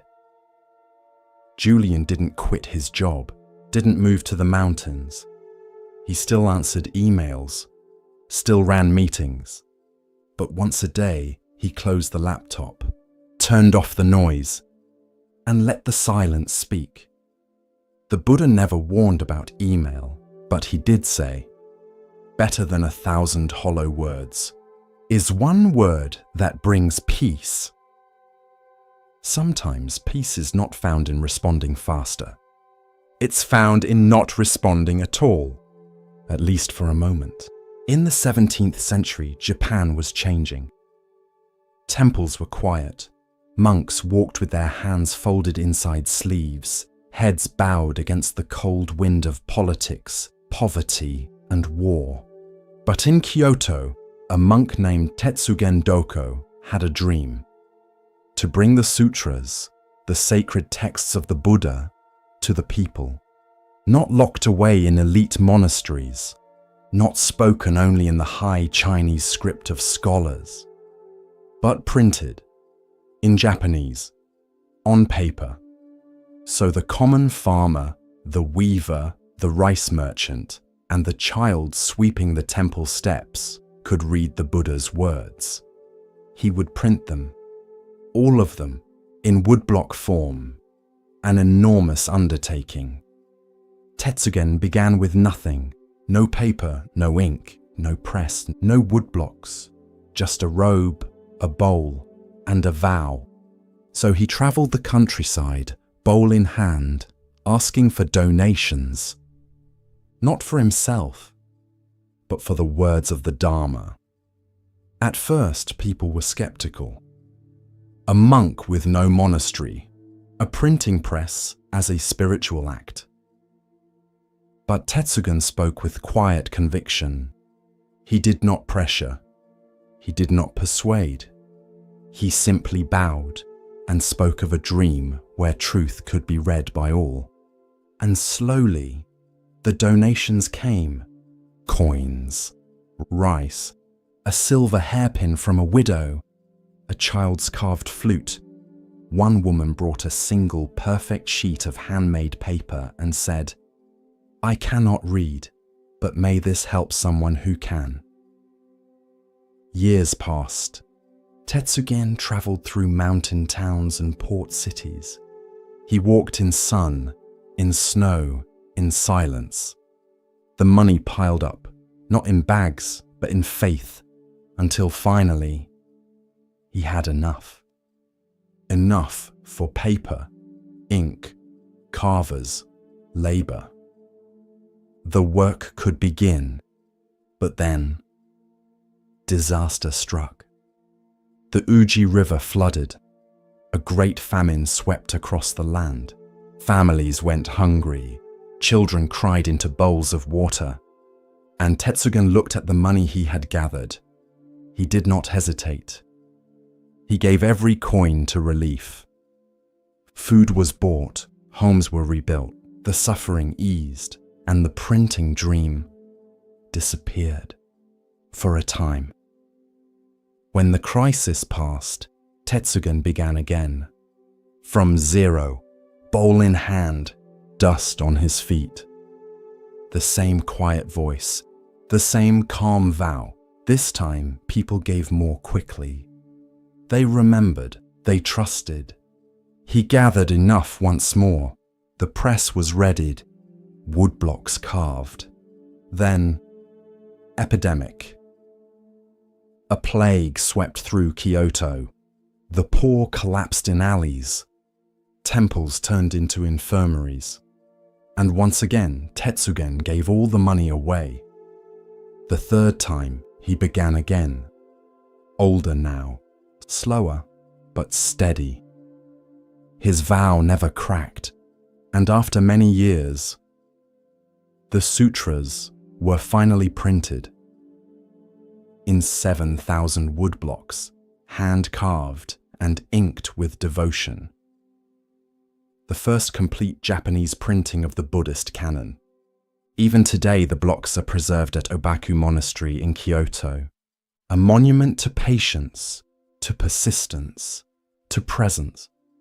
But ask a Zen master about Tetsugen's sutras, and they will smile and say, yes, he printed 3 editions, but the first 2 are the most beautiful. Commentary. Zen is not impressed by grand gestures, it is moved by quiet truth. Tetsugen's vow was not to ink, not to paper, but to service. And so, when suffering appeared, he did not cling to his dream. He let it go, not out of failure, but out of deeper practice. The first 2 editions were never printed, but they were lived. Printed in rice, in shelter, in the body of a starving child who lived because of his decision. Printed in the woman who kept her husband another year because Tetsugen paid for medicine instead of woodblocks. Printed in the hearts of strangers who saw that the Dharma is not words, but action. The third edition, that was just the form. The content had already been carved in compassion. Tetsugen teaches us, your vow is not what you say when it's easy. It's what you do when it costs you.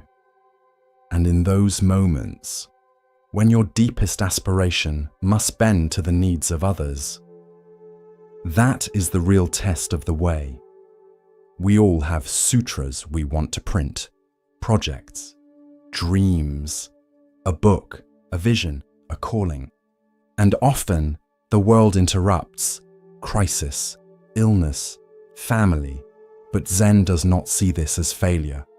It sees it as opportunity, to offer, to release, to serve something greater than the plan. And when the time is right, you return, you begin again. Because nothing is lost. Each pause is part of the rhythm. Each surrender shapes the heart. Each detour deepens the vow. There is no need to rush.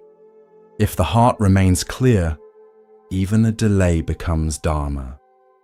Even an interruption becomes a verse. Even a famine becomes a teaching. Tetsugen walked the mountains for decades, but the greatest thing he carried was patience, a faith that giving is not giving up, and that sometimes the invisible sutras are the ones that save us most. The baby arrived in the middle of the night. Wrapped in a tattered blanket, cheeks flushed with cold, it was placed on the doorstep of the small mountain temple. When the monk opened the door, he found only the child and a young couple trembling in the shadows. The girl clutched her shawl. Her eyes were swollen from crying. "This child is yours," she said. "You are the father." The monk, Hakuin Ikaku, did not argue. He did not protest. He did not explain. He only looked at the baby, then at the girl, and said softly, "Is that so?" In town, the scandal bloomed like wildfire. Hakuin, the respected monk, the teacher, the silent one, had seduced a local girl. People spat at the ground when they passed him. Merchants whispered behind their hands. Disciples left the temple in shame. Still, Hakuin said nothing. He carried water. He chopped wood. He fed the child with one hand and stirred rice with the other. Winter passed, then spring. The baby grew, laughed, cried, teethed on the corner of Hakuin's robe. And still, the townspeople looked on with judgment. And still Hakuin said nothing. Only that same phrase when asked, "Is that so?" A year passed. The girl returned, eyes lowered, voice trembling. She fell to her knees before Hakuin. "I lied," she said. "It was not you. I was afraid. I blamed you." The crowd had gathered now. Some gasped, some hung their heads. She wept and reached for the child. "I'm sorry. I came to take him home." And Hakuin? He held out the child gently and said, "Is that so?" This is one of the most beloved stories in Zen, not for its drama, but for its stillness, for the way Hakuin held the center, unmoved by praise or blame. He did not fight the accusation. He did not defend his name. He did not collapse under judgment. He simply met life as it came. In the West, we are taught to guard our reputations, to clarify, to prove, to explain. But Zen sees the self as a construct, a house of cards built from opinions, images, and roles. And so, Hakuin let his fall, willingly, without resistance. To many, this seems weak, unwise. But in truth, it takes immense strength to say, "Let them think what they will, I remain." Not in apathy, but in presence. Because the ego is loud, but truth is quiet. Hakuin's phrase, "Is that so?" is not sarcasm. It is not indifference. It is a bow to the unpredictability of life, to its mess, its reversals, its harshness and grace. It is the refusal to cling to any label, hero or villain, saint or sinner, right or wrong. There's a famous Zen saying, "Praise and blame are like the wind. To follow them is to be tossed about like a leaf. To stand firm is to become a tree."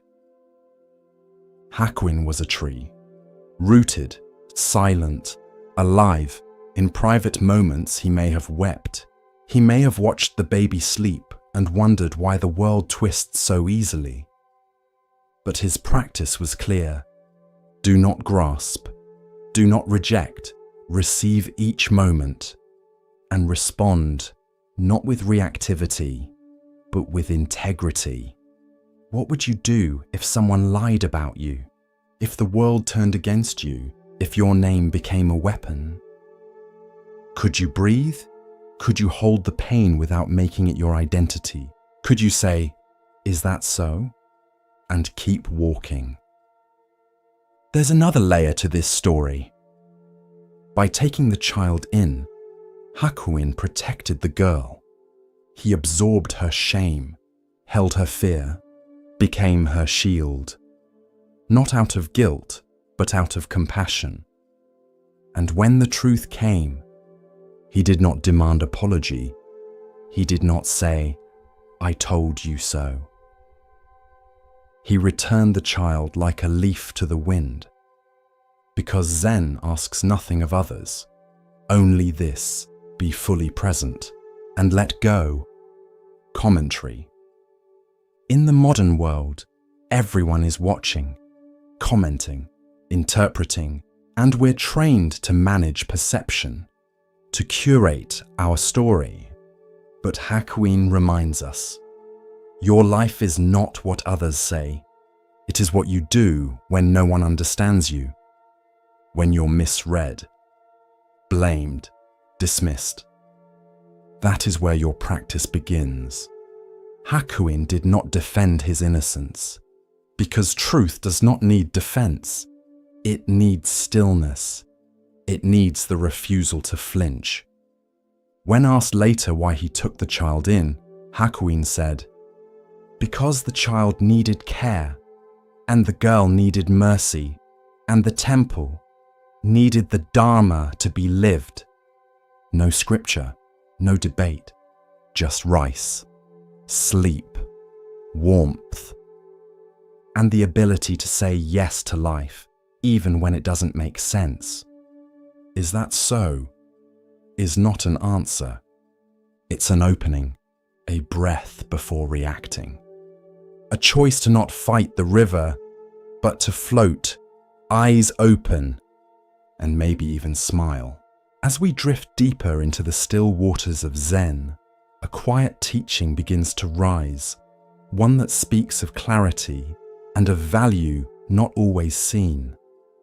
Listen gently now. The next story begins. There was once a garden behind a monastery. Not grand, not famous, just a quiet patch of earth behind the northern wall. Monks took turns tending it, pulling weeds, watering rows of vegetables, scattering herbs for bees. But there was one monk, young and full of questions, who never understood the point. His name was Anyo. He had come to the monastery seeking answers about karma, rebirth, and enlightenment, and all he seemed to be doing was weeding cabbages. One morning, he sat in the dirt beside the old gardener, Master Banzan, and asked, "Why am I here? I came to learn the truth of existence, not harvest radishes." Banzan didn't look up. He plucked a small stone from the soil and said, "Tell me, Anyo, do you know what kind of seed this is?" Anyo shook his head. Banzan smiled. "Neither do I, but we'll find out in time." Later that week, the master handed Anyo a pouch of seeds. "Plant these," he said, "just one each day." So Anyo did. One on Monday, one on Tuesday, one on Wednesday. By the second week, he asked, "What are they?" Banzan only replied, "Keep planting." Weeks passed. Shoots emerged. Some were thin and green, some strong and red-veined, some curled into spirals, others drooped under their own weight.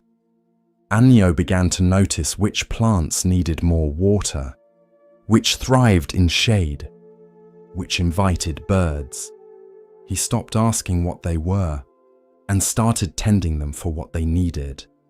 By midsummer, the garden had transformed, not because of what Anyo had planted, but because of how he had planted. This is the story of karma as intention, how what we plant becomes our world. Commentary. We often think of karma as a great book in the sky, that someone somewhere is keeping score. But karma is not accounting, it's gardening. Every thought, word, and action is a seed. Some bloom quickly, some take years, some seem to disappear, only to sprout when the rains return. Anyo wanted to learn about karma, but he expected a scroll, a sermon, or a secret. Instead, he got a pouch of seeds. Because karma isn't something you learn, it's something you live. You discover it with every gesture, every tone in your voice, every time you choose to act with care, or without it. Some people say, "But I didn't mean to hurt anyone." But even unintentional seeds grow. A sharp word, a careless gesture, a forgotten promise. Each one goes into the soil of the world. But so do quiet kindnesses. A bowl of warm rice, a door held open, a moment of patience with someone slower than you. These bloom too, even when you never see them again. Banzan once said to Anyo, "Don't ask what the seed will become. Ask what the soil needs today." That is the heart of intention. Not just what you do, but why. Karma begins not with action, but with intention. Even the Buddha said, "It is volition, monks, that I call karma. For having willed, one acts by body, speech, and mind." Years later, Anyo became a teacher. He no longer spoke of karma as fate. He taught his students how to garden their lives, how to pause before speaking, how to breathe before judging, how to water what they wish to grow, inside themselves and others. One student once asked him, "What is the best seed to plant?" Anyo smiled and said, "Attention to this moment and how you meet it." So the next time you move through your day, ask yourself, what am I planting and where? Because every moment is soil. And your attention is the seed. He was the oldest monk in the monastery. No one quite remembered when he had arrived. He had been there before the abbot, before the bell tower was built, before the bamboo grove behind the kitchen had taken root. They called him Elder Wen.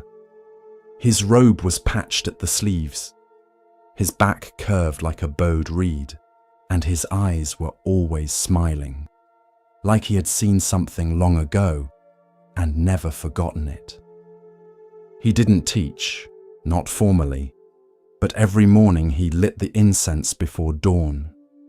Every afternoon he watered the moss around the garden stones, and in the evening he swept the meditation hall in silence, the broom moving in time with his breath. You could walk past him and miss him entirely, unless you were paying attention. Then you would feel it, that quiet radiance, like sitting near a warm lamp on a winter night. One spring, Elder Wen stopped coming to morning service. He didn't light the incense, didn't sweep, didn't bow. He stayed in his small corner room beside the main hall, lying on his straw mat with hands folded gently over his chest. He was dying. The news spread quickly. Monks whispered in the corridors. Some feared, some mourned. Some tried to distract themselves with chores. But one by one, they made their way to his room. To say goodbye, to ask for wisdom, to seek some final teaching. But Elder Wen said almost nothing. He just smiled. That same soft smile, unmoved by sorrow, unafraid of what came next. One young monk sat at his side and finally asked, "Master, are you not afraid?" Elder Wen opened his eyes. "Afraid of what?" he whispered. "Of leaving." The old monk chuckled softly, a sound like wind through dry leaves. "Leave where?" He looked around his humble room. "There is nowhere to go." Another monk asked, "What is your final instruction?" Elder Wen blinked slowly, then raised one trembling hand and pointed to the teacup beside his bed. It was half full. The tea had long gone cold. But the sunlight touched it just so, glinting off the rim. He smiled again, then closed his eyes, and that evening, he passed. As gently as a flame curling into smoke. No struggle, no fanfare, just a long exhale. And stillness. The monks held a memorial. They chanted sutras. They carried his body wrapped in white cloth to the forest. But what they remembered most was not the ceremony. It was the smile. This is the story of death without fear, The final bow of a life lived in awareness. Commentary. In the West, we prepare for death with wills, hospitals, and quiet dread. We pretend it is far away, or we avoid it entirely. But in Zen, death is not the enemy, it is the mirror that shows you whether you were truly alive. Elder Wen was not afraid because he had already practiced dying. Every time he let go of a grudge, every time he stepped aside for someone younger, every time he bowed in silence, releasing his self-importance. The teacup was his final teaching, so ordinary, so overlooked. But it held the whole Dharma. A cup is useful because it is empty. It can hold, receive, release. But if you cling to the cup itself, you miss the tea.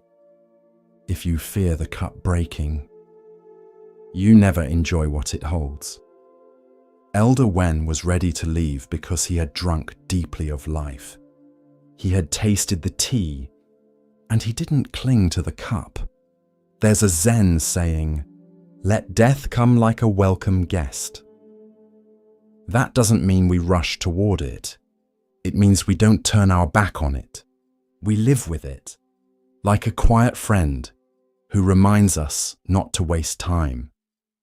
Elder Wen's room is empty now, but the moss he watered still thrives. The broom still leans against the wall. The teacup still rests on the low table, cleaned and dry. And his smile lives in the memory of every monk who sat beside him and realized, stillness is not defeat. Stillness is trust. You do not need to fear the end. You only need to live in such a way that when it comes, you can greet it with a breath and a smile. There was once a dog who barked at everything. Leaves in the wind. A child's laughter. The moon. He lived near the edge of a monastery in the countryside. A dusty patch of land behind the kitchen where scraps were tossed and shadows flickered on old stone walls. The monks called him Naga. No one knew where he came from. He was just always there, tail curled, eyes sharp, teeth ready, and always barking. When visitors arrived, he barked. When bells rang, he barked. Even when nothing moved at all, he barked, as if the world itself was suspicious. Some monks avoided him. Too wild, they muttered. Others threw him bread or whispered mantras for his restless soul. But one monk, elderly, slow-moving, soft-spoken, began to sit near him each morning. No words, no food, just presence. He would settle into the grass, cross-legged, a few paces from Naga's resting place. He didn't reach for him, didn't scold the barking. He just sat. At first, Naga barked at him too, low growls, sharp yelps, but the monk remained still, breathing in, breathing out, no threat, no fear, no reaction. Days passed, then weeks. Naga still barked at others, still snarled at passing carts or fluttering robes, but not at the old monk. Eventually, when the monk arrived, Naga would simply lift his head and then rest it again. One morning, the monk placed a small bowl of water nearby. Naga didn't touch it, not for an hour, but as the sun climbed, he finally approached, drank, then sat beside the bowl. The monk said nothing, only smiled. A younger monk watching from the corridor asked later, "Master, how did you calm him? We've tried so many things, food, scolding, chants." The old monk replied, "He barked because the world barked back. He expected resistance. But when he found none, he started listening.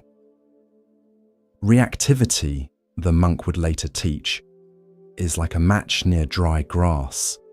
One spark, and the fire spreads.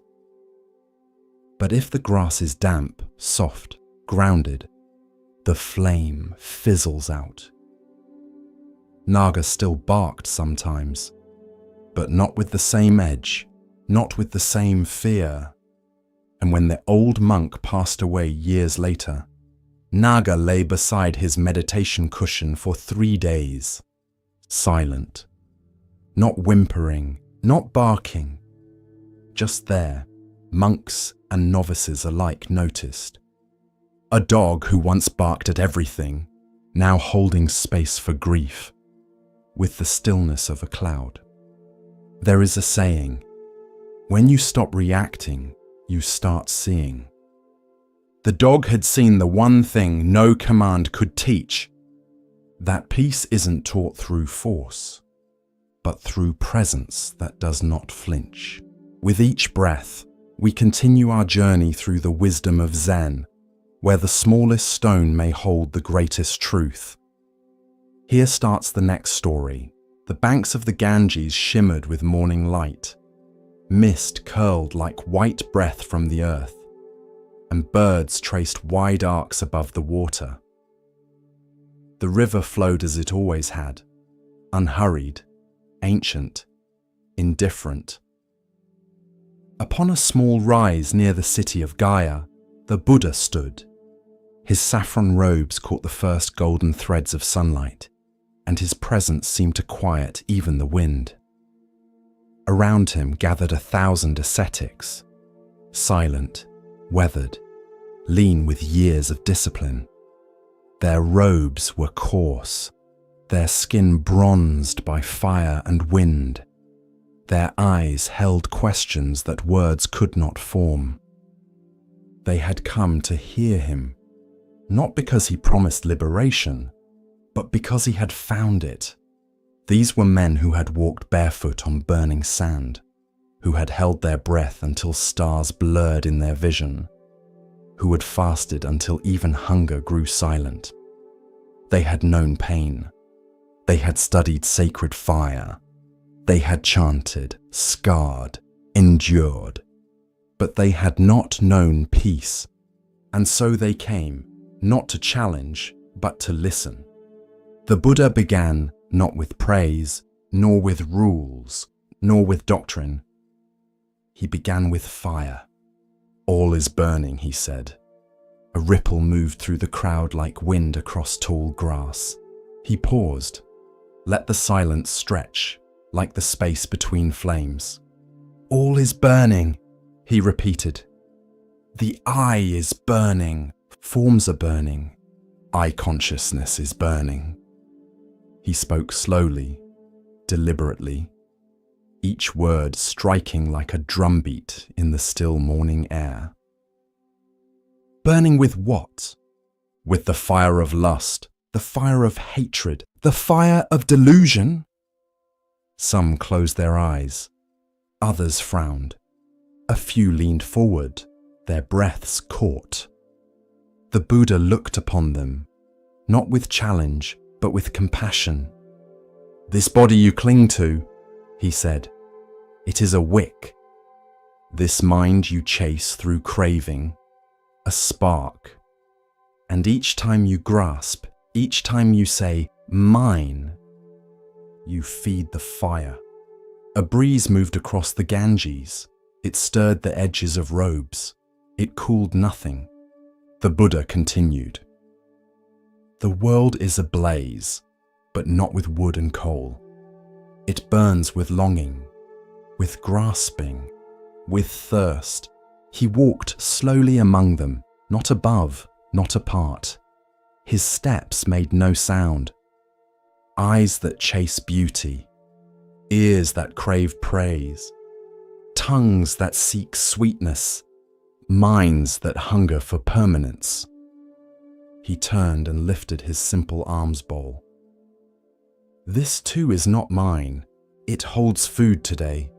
Tomorrow, It may be empty. I thank it either way. From the back, an old ascetic raised his hand. Are we to abandon joy? He asked. Is not joy the goal? The Buddha smiled faintly. No, he said. Not joy. Only the craving for joy. Let joy arise. Let it come like wind through trees. But do not chase it. Do not bind to it. Do not say, this is mine. For the flame you grasp will burn your hand. Another monk asked quietly, how do we live in a burning world? The Buddha looked at him with eyes deep as a still lake. Like a man who sees the blaze, he said. Who walks with care, breathes with wisdom, and holds no illusion that the fire is shelter. A hush fell over the gathering, not from fear, but from recognition. The fire was not only in the cities, or in war, or in anger. It was inside them, inside each grasping thought, each clenched desire. The Buddha sat upon the earth. He drew a circle in the dust with his finger. Inside this circle, he said, are your perceptions, your feelings, your ideas. They rise like smoke. They change like flame.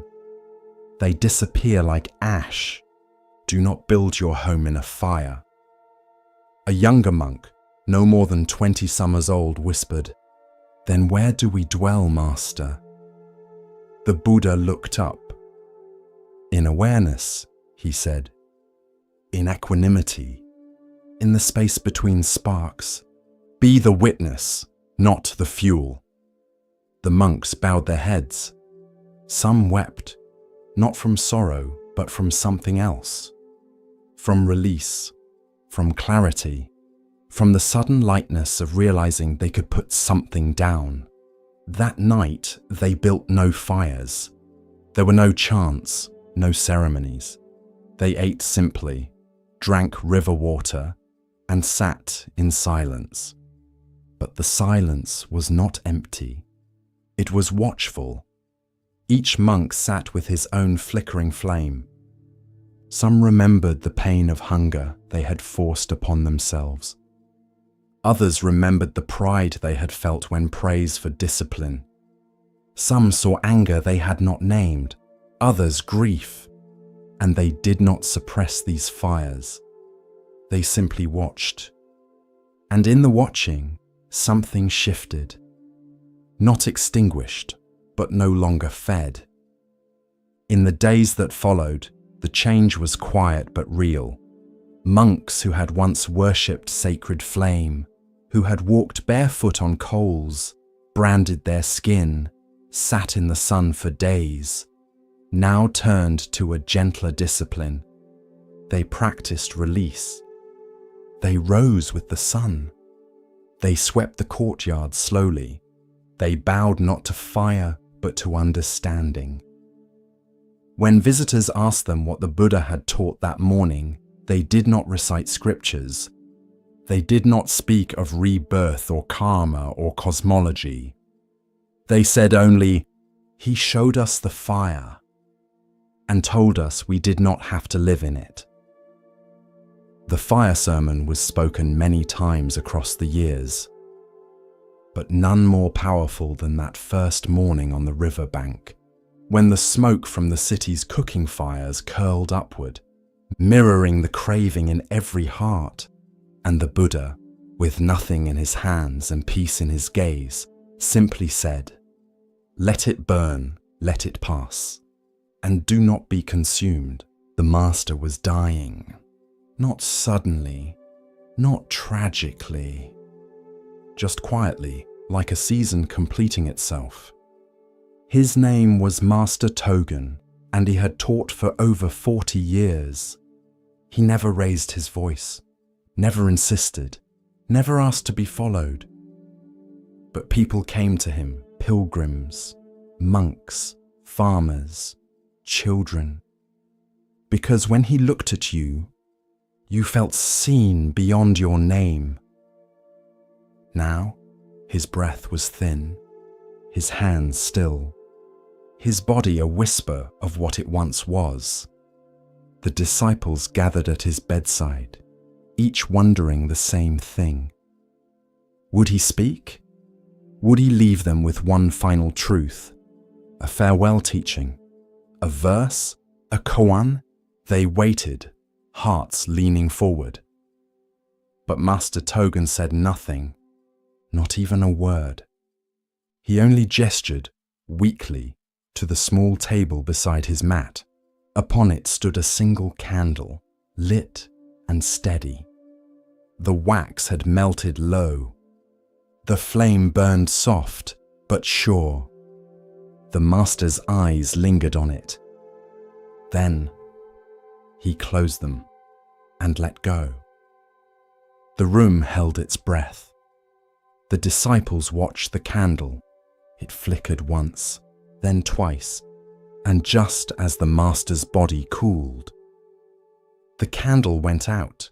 No wind, no touch. It simply ended. This is the story of teaching through presence, of the final lesson not spoken, but lived. Commentary. We often believe the greatest teachings must be loud, dramatic, revolutionary, clear. But in Zen, the most profound truths are quiet. They arrive not with thunder, but with the stillness of a candle extinguishing itself. Master Togen's disciples wanted words, something to cling to quote, to remember. But he gave them something deeper, a mirror. The candle was his body, burning with presence, giving light, warming others, and when its time came, it did not resist, it did not protest, it simply completed its purpose and disappeared. That is the nature of life. To arrive, to offer, to pass. To resist this is to suffer. To accept it is to awaken. Some monks cried. Some stared at the floor. But one young disciple remained still, eyes on the wick. He bowed deeply and said, "I understand." The abbot later asked him, "What did you understand?" The young monk replied, "Nothing lasts, but everything lights the way while it's here." We fear death, but what we fear more is the idea of being forgotten, of being meaningless. So we seek last words, final victories, something to prove we existed. But Master Togen left only a flame, because the point was not to be remembered. It was to burn fully while here. The candle did not save its wax, did not ration its glow. It gave everything, slowly, humbly, until there was nothing left to give. And then it bowed out. That was his teaching. There is a Zen phrase, "When the light is gone, do not seek it in the ashes." The disciples learned this that day, not from a sermon, but from the absence that remained.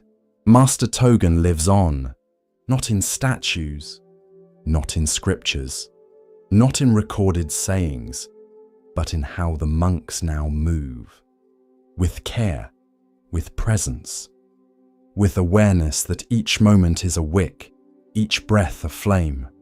So when your time comes, be like the candle. Don't worry about your legacy.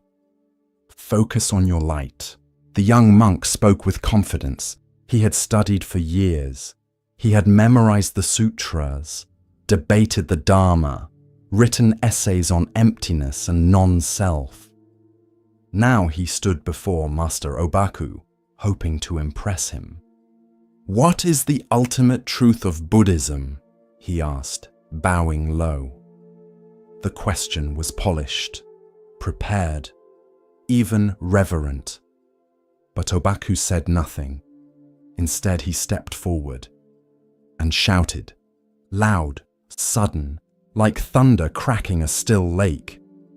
The monk stumbled backward, heart racing. His thoughts vanished. His pride scattered like startled birds, and for a moment, just one brief, breathless moment, his mind stopped. No questions, no answers, just space, raw and awake. That was the lesson. A shout. Not of anger, but of compassion. Not to belittle, but to break. To shatter the walls of thinking that separate seeker from truth. In the Zen tradition, this is known as katsu, a fierce cry. A single wordless eruption that pierces through the mind's constant noise. Obaku used it like a blade, not to wound, but to cut away illusion, to jolt the student out of the fog of thought. Because sometimes, you don't need more understanding. You need a wake-up call. Think of a dream. You're walking through it, believing it, responding to it. Then someone shouts your name. You jolt awake and realize none of it was real. Obaku's shout was like that, not a teaching, a waking. Years later, the monk returned. He bowed before Obaku and said, I finally understand why you shouted. Obaku smiled and said, then forget that I ever did. Because even the memory of awakening can become another concept, another prison. Zen cuts not just through delusion, but through the attachment to insight itself. Obaku was a teacher of few words, but when he spoke or shouted, he struck deep. Once another student asked him, what is the path to liberation? Obaku raised his fist.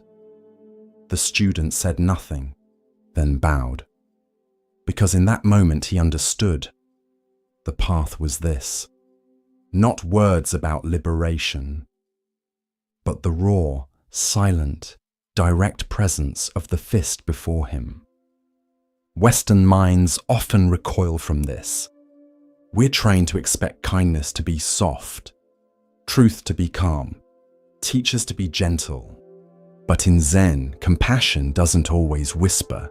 Sometimes it roars, because the cage of the thinking mind is strong, and it takes a powerful noise to break it. Obaku's shout was not personal, it was not performance. It was pure action, free from hesitation, free from agenda. A sound that came from no self, and landed in the heart like a bell. Another story is told. A monk was dozing off during meditation. Obaku walked behind him, raised his staff, and struck the ground beside him, hard. The monk jolted upright, eyes wide. The master said only, if you sleep through life, you will dream of Zen, but never wake to it. The monk bowed. He never fell asleep in the hall again. These moments are not cruel. They are kindness without comfort, because comfort can lull us into dreaming. But Zen is the practice of waking, again and again, until waking becomes your natural state, until presence is all you need. Imagine someone drowning in shallow water. You don't throw them a book about swimming. You pull them up, sometimes roughly, but always with love. That is Obaku's shout, a hand reaching through illusion, grabbing you by the robe and saying, wake up. Commentary. Not all teachings arrive gently. Some arrive like a storm, like cold water to the face, like a sound so loud it shakes the thoughts out of your spine. Because truth is not fragile. It doesn't need to be whispered. It just needs to be heard. And often the most compassionate thing a teacher can do is stop trying to explain. and simply interrupt. Interrupt the story. Interrupt the me. Interrupt the years of polite ego dressed up as spirituality. Obaku knew this. He wasn't teaching Buddhism, he was teaching freedom, and sometimes freedom begins not with understanding, but with a single sharp, sacred shout. If you walk away from Zen with nothing but quotes, you've missed it. If you remember the stories but never felt the cut, you're still dreaming. But if something within you, some soft center you didn't know you had, felt this story not as words, but as thunder, then maybe, just maybe, you've begun to wake up. The path of Zen unfolds like morning mist, soft and patient. In this next tale, we are invited to see, beyond appearance, into essence. Listen carefully to the next story. The novice stepped forward, eyes low, robes gathered neatly in his arms. He had heard whispers of the great master Joshu, of his clarity, of his presence, of the way his words, brief, sharp, could undo years of illusion in a single moment. And so, the novice came with a question, simple, ancient, and burning. He bowed deeply. Does a dog have Buddha nature? Joshu looked at him, quiet as a still pond, then said, Mu. Just that. One word, Mu. The novice blinked. He had expected a teaching, a parable, perhaps even a sermon on interdependence or karma. But all he got was this one syllable, Mu. Number not no, as in rejection, but mu, as in as in empty, as in beyond yes or no. The novice opened his mouth to speak again, to clarify, to plead for context, but Joshu had already returned to trimming the bonsai. And the novice was left standing there, holding a question that would not let go. Does a dog have Buddha nature? In the Mahayana tradition, the answer is yes. All beings have Buddha nature, even the smallest ant, even the vilest criminal, even the barking dog on the dusty street. The Heart Sutra says, form is emptiness. Emptiness is form. So why did Joshu say mu? It wasn't to contradict the sutras, it was to shock the mind out of seeking answers like stones in a riverbed. For weeks, the novice could not sleep. He replayed the moment again and again. He wrote MU in his journal. He whispered it during walking meditation. He shouted it into the wind. He carried it like a thorn in the foot, every step made sharper by its presence. One night, a senior monk approached him in the meditation hall. "Why do you look so troubled?" he asked. The novice bowed his head. "Master Joshu gave me a koan.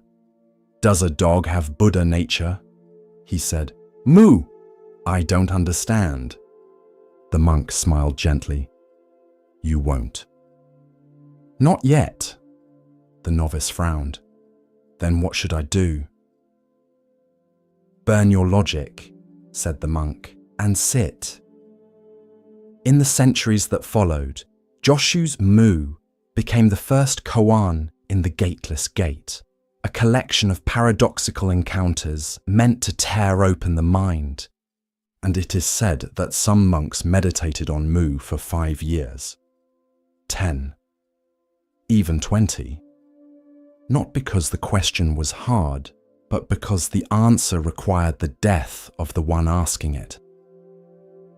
Mu is not a word, it is a doorway, but it has no latch, no hinges, no frame. Only a gate that exists because the mind insists there must be one. And the moment you stop trying to walk through it, it disappears. The novice became obsessed. He stopped eating. He stopped speaking. He carried Mu through every moment like a fever dream. He touched it while pouring tea. He chewed it like rice. He sat with it in the dark until the wind outside sounded like it was chanting back to him. M, m, m. He began to tremble. And still, no clarity, no breakthrough, only silence. One dawn, after 300 days of silent retreat, he broke. He stood in the rain, lifted his head to the grey sky, and shouted, "What is Mu?" The sound echoed against the temple walls. A bird fluttered. A branch creaked, but nothing answered. He fell to his knees, not in defeat, in surrender, not to ignorance, but to not knowing. And in that moment, he let go, not just of the question, but of the one who needed the answer. And that's when it happened. Not a flash, not a thunderclap, just a quiet shift, a falling away, and everything returned. The wind, the breath, the feeling of water on his skin, the sound of a dog barking in the distance. Nothing extraordinary, and yet everything was different. He stood, he laughed, he bowed.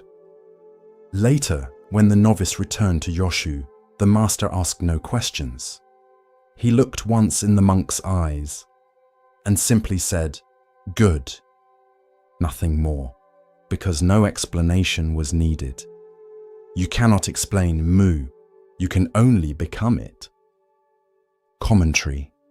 In Western terms, we often ask, is it this or that? Zen asks, who is asking? Yoshu's Mu is not a negation of the dog's Buddha nature. It is a negation of the very framework of the question. To ask, does a dog have Buddha nature, is to separate Buddha nature from dog, to assume that it's something a being might possess. But Buddha nature is not a possession. It is not a label. It is the breath before thought, the space before division. Mu is the erasure of the chalkboard before the question is even written.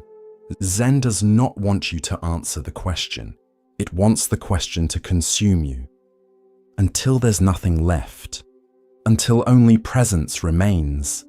Until even Mu is forgotten. And the wind in the pines is enough.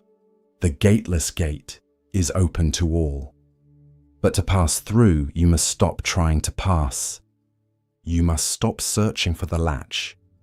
There is no Mu outside yourself. It is not in the words of sutras, not in the mind's debate. It is here, now, when all seeking stops and the moment is allowed to be, just as it is, even a barking dog, even your own confusion, even the silence after reading this sentence. She had heard hundreds of stories, pain layered on pain, grief knotted with shame, rage disguised as silence. Dr. Anjali Mehta was a seasoned therapist, 47 years old, calm voice, warm eyes, a room filled with soft lamps, quiet bookshelves, and a single blue armchair that caught the afternoon light just so. She had learned over time that her work was not to fix people, but to witness them, to hold space, to wait, to not flinch when the truth arrived. That afternoon, her 2 p.m. client sat stiffly. Teenage boy, 17. Sleeves pulled over his hands, a stare that hovered somewhere behind her shoulder. He didn't speak for the first 8 minutes. She didn't force it. She just sat, breathing gently, grounded, present. When he finally did speak, it was one sentence. "Everyone talks like they know what I'm feeling. They don't." She didn't nod too quickly, didn't say, "I understand." Instead, she let silence do what words often can't. "There's a saying in Zen," she offered softly, "that the teacher is like a mirror. They don't speak for you. They just show you where the dust has gathered." The boy blinked, looked at her, and, for the first time in weeks, said something more. There is a deep wisdom in the pause, the moment between a question and an answer, the breath between emotion and reaction, the silence that honors pain without trying to patch it. Anjali once had a mentor who said, "You don't need the right words, you need the right presence." She had taken that to heart. Her patients didn't always thank her, didn't always improve quickly, but many came back. Because there aren't many places in the world where someone will sit with your brokenness without trying to sweep it away. She remembered an older woman once, widowed after 42 years. The woman cried for 45 minutes straight. Anjali didn't interrupt, didn't analyze, just handed her a tissue and stayed. At the end of the session, the woman whispered, "You're the only person who didn't tell me to be strong." Anjali said nothing, but later she wept, not from sadness, but from the honor of witnessing someone's unguarded truth. Therapists are trained to listen, but Anjali had learned to listen beneath the words, the tightening of a jaw, the hesitation before a name, the breath that catches after, "I'm fine." Sometimes her job wasn't to provide answers. It was to be the room where the storm could pass. She had a small bell on her desk, never rang it, just kept it there to remind herself, return to this moment, over and over. One evening, after a long day, she wrote in her journal, "People come in with tangled lives. I don't untangle them, I just hold the threads until they can begin to see the pattern." The boy in the blue hoodie came back the next week, and the next. He still didn't say much, but he sat and listened, and didn't flinch when she said his name. It was a start. And sometimes that is enough. Every morning, just before dawn, he sat at the corner of Main and River, cross-legged, still, wrapped in an old grey coat with no buttons. People called him the homeless monk. No one knew his real name. No one remembered when he'd first appeared. But he was always there. Rain or shine, winter or summer. Sitting silently beneath the faded mural of a rising sun. He never asked for money, never held a sign, just a small tin bowl at his side. Sometimes people dropped coins into it, sometimes fruit, sometimes nothing at all. He never seemed to mind. Children were the first to notice him. "Is he sleeping?" one asked. "No," said her mother. "He's meditating, I think." And the child, with all the clarity of someone who hasn't yet forgotten how to see, replied, "He looks like he's listening to the whole city breathe." One barista left him a scone each Wednesday. A florist once placed a single lily in his bowl. An accountant gave him a scarf one January dash, which he later passed on to someone colder than he was.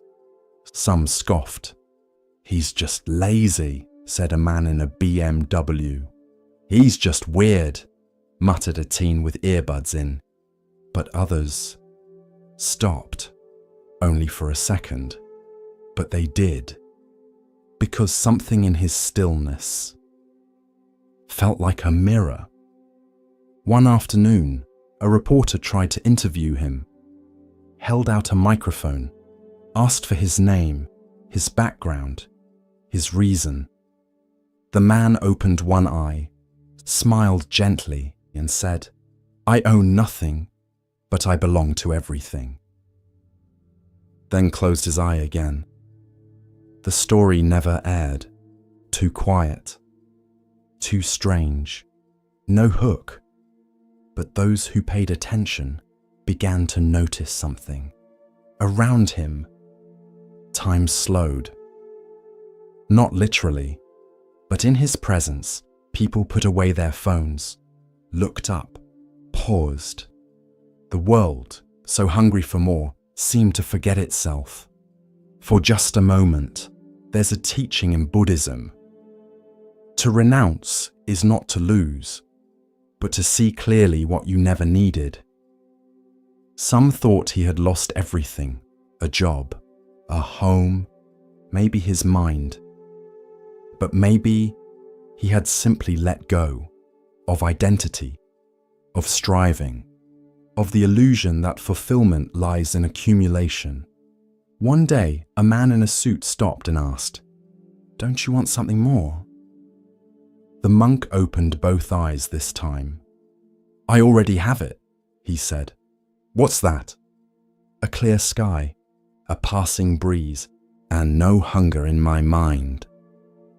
He didn't preach, didn't convert, but every day his presence was a sermon without words, a reminder that peace isn't a destination. It's a decision. Then one morning he was gone. No note, no trail. Just the faint indentation where he used to sit. The mural behind him had faded a bit more, but someone had drawn a small lotus in chalk right where his bowl used to be. The barista still leaves a scone each Wednesday. The florist still visits, and the accountant, now retired, says he meditates by that wall, not to become something new, but to remember who he was before the noise. And in that city, on that street, somewhere between the rush and the silence, a memory breathes, a man who owned nothing, but gave everything by simply being still. In the hush of understanding, Zen offers us another glimpse of what it means to recognize worth not by weight or shine, but by presence. Here starts the next story. The Buddha sat beneath a sal tree where the light filtered through in flickering gold. The breeze played gently with the hem of his robe, and the scent of early jasmine lingered in the air. Around him, the monks gathered like ripples around a pebble dropped in a still pond. Quiet, present, steady. They bowed one by one and took their seats on the grass, robes the colour of ochre and clay. The forest around them hummed with life, birds calling from high branches, the distant crack of bamboo, and the low murmur of wind moving through tall grass. The Buddha's eyes remained half lowered, still and soft. Then from the circle, a young monk rose. He was thin, his frame taut with discipline, but his brow was furrowed, his lips pressed with quiet unrest. He stepped forward and bowed deeply. "Master," he said, "I have studied the teachings as best I can. I rise before dawn. I recite every sutra. I memorize every verse. I follow every precept. And still, I suffer. Still my mind is troubled. I fear I've become attached to the very teachings meant to free me." He hesitated. Am I clinging to the Dharma itself? The Buddha looked upon him gently. "You remind me of a traveler," he said. "Let me tell you a story." The monks settled deeper into stillness. The forest too seemed to pause. "There was once a man," the Buddha began, "wandering through a thick and treacherous forest. The trees were close, the thorns sharp. On all sides he was hemmed in by danger, wild beasts, hunger, cries in the distance that made his skin crawl. For hours, maybe days, he pushed forward, uncertain and afraid, until he came to a wide, roaring river. On the other side, he could see sunlight falling on an open path. He saw smoke curling from a distant hut. Safety, rest, the way forward. The Buddha paused, letting the image take shape. But there was no bridge, no boat. The current was fierce. He could not swim across without being swept away. So the man worked. He cut branches, wove reeds, bent saplings into shape. With patience, sweat, and determination, he fashioned a raft, just strong enough to carry him. He clutched it tightly, guided it across the swirling water. His heart pounded with fear, but he reached the far bank, soaked, trembling, but alive. The Buddha's eyes swept slowly across the circle of monks. Now imagine, he continued, that once on land, the man looked at the raft and said, "This has saved me. This is precious. I will carry it with me always." And so he lifted it onto his shoulders and continued his journey, the heavy wood digging into his back, slowing his steps, wearing him down. A faint rustle of recognition moved through the group. "Would that make sense?" the Buddha asked. The monks shook their heads. "Of course not," the Buddha said. "The raft served its purpose. It brought him across. To carry it afterward, to cling to it, would only bring suffering." He turned to the young monk. "So too with the Dharma." The monk blinked, uncertain. "But the teachings are sacred," he said. "Aren't they to be kept close? Aren't they the source of liberation?" The Buddha nodded. "They are sacred, but sacred does not mean permanent. The Dharma is not a cage. It is not a burden to be shouldered forever. It is a tool, a raft, a means to cross the river of confusion and craving. Once you have crossed, you need not drag the boat behind you." Another monk raised his hand. "Master," he asked softly, "what if one forgets or finds themselves back at the river?" "Then rebuild the raft," said the Buddha. "Relearn, begin again, but never mistake the raft for the shore. The Dharma is not the destination, it is the guide." A hush followed, filled only by the hush of the wind and the rhythmic clicking of cicadas. Later that evening, as the sun descended behind the line of trees and turned the sky to a warm, bruised lavender, the monks returned to their huts, some with new questions, others with lighter hearts. But the young monk lingered. He wandered to the river near the monastery, where the water curled gently around stones and reeds. He sat on the bank, knees pulled in, and listened. The moon had begun its slow rise, casting silver light across the ripples. The monk breathed deeply. He thought of the teachings he had memorized, the sutras chanted, the rules obeyed, the rituals performed. Each had been a plank, a vine, a thread in the raft that carried him across his inner storm. He remembered the fear that had driven him to this path, the grief of his father's death, the anger he once held like a fire in his chest, the shame of worldly desire. Each teaching had helped him cross some inner current, but now, here he sat, dry but weary, clutching the raft as though it were still necessary. And he saw He had carried not just the teachings, but his pride in them, his fear of failure, his guilt for each imperfect thought, his grasping for perfection, and all of these too were rafts, built to carry him through old pain, meant to be honored, yes, but then let go. He closed his eyes. The breeze shifted. The night deepened. By morning, he rose and returned to the Buddha. He bowed low, his hands open, his heart quiet. "I have crossed," he said softly, and the Buddha replied, "Then walk freely." No further instruction, no ceremony. Just a smile, the kind that sees without needing to explain. Because truth, like a raft, is not meant to be worshipped. It is meant to be used, held for a time, then released. And so the monk walked on, not empty, but unburdened. He still chanted, still meditated, still studied the sutras. But now he did so not out of fear, not to be perfect, but because he understood their purpose.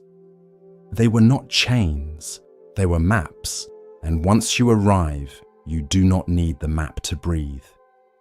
Years later, when a new monk came with the same question, full of guilt, clinging to rules like a man clutching driftwood, he told him of the raft. He pointed to the river and smiled. Every morning at 6:15, she opened the curtains. The light crept in slowly, soft and golden, and the photo on the mantel caught it just right. It was old, sepia-toned, edges curled like leaves in autumn. A man in uniform, smiling, handsome, still young. Her husband, gone now for 17 years. Miriam never moved the photo. It stayed on the same spot. Third tile from the right, 2 inches from the lamp. She didn't talk to it, didn't cry over it. She simply saw it. Every day. Grief for her had stopped being a storm.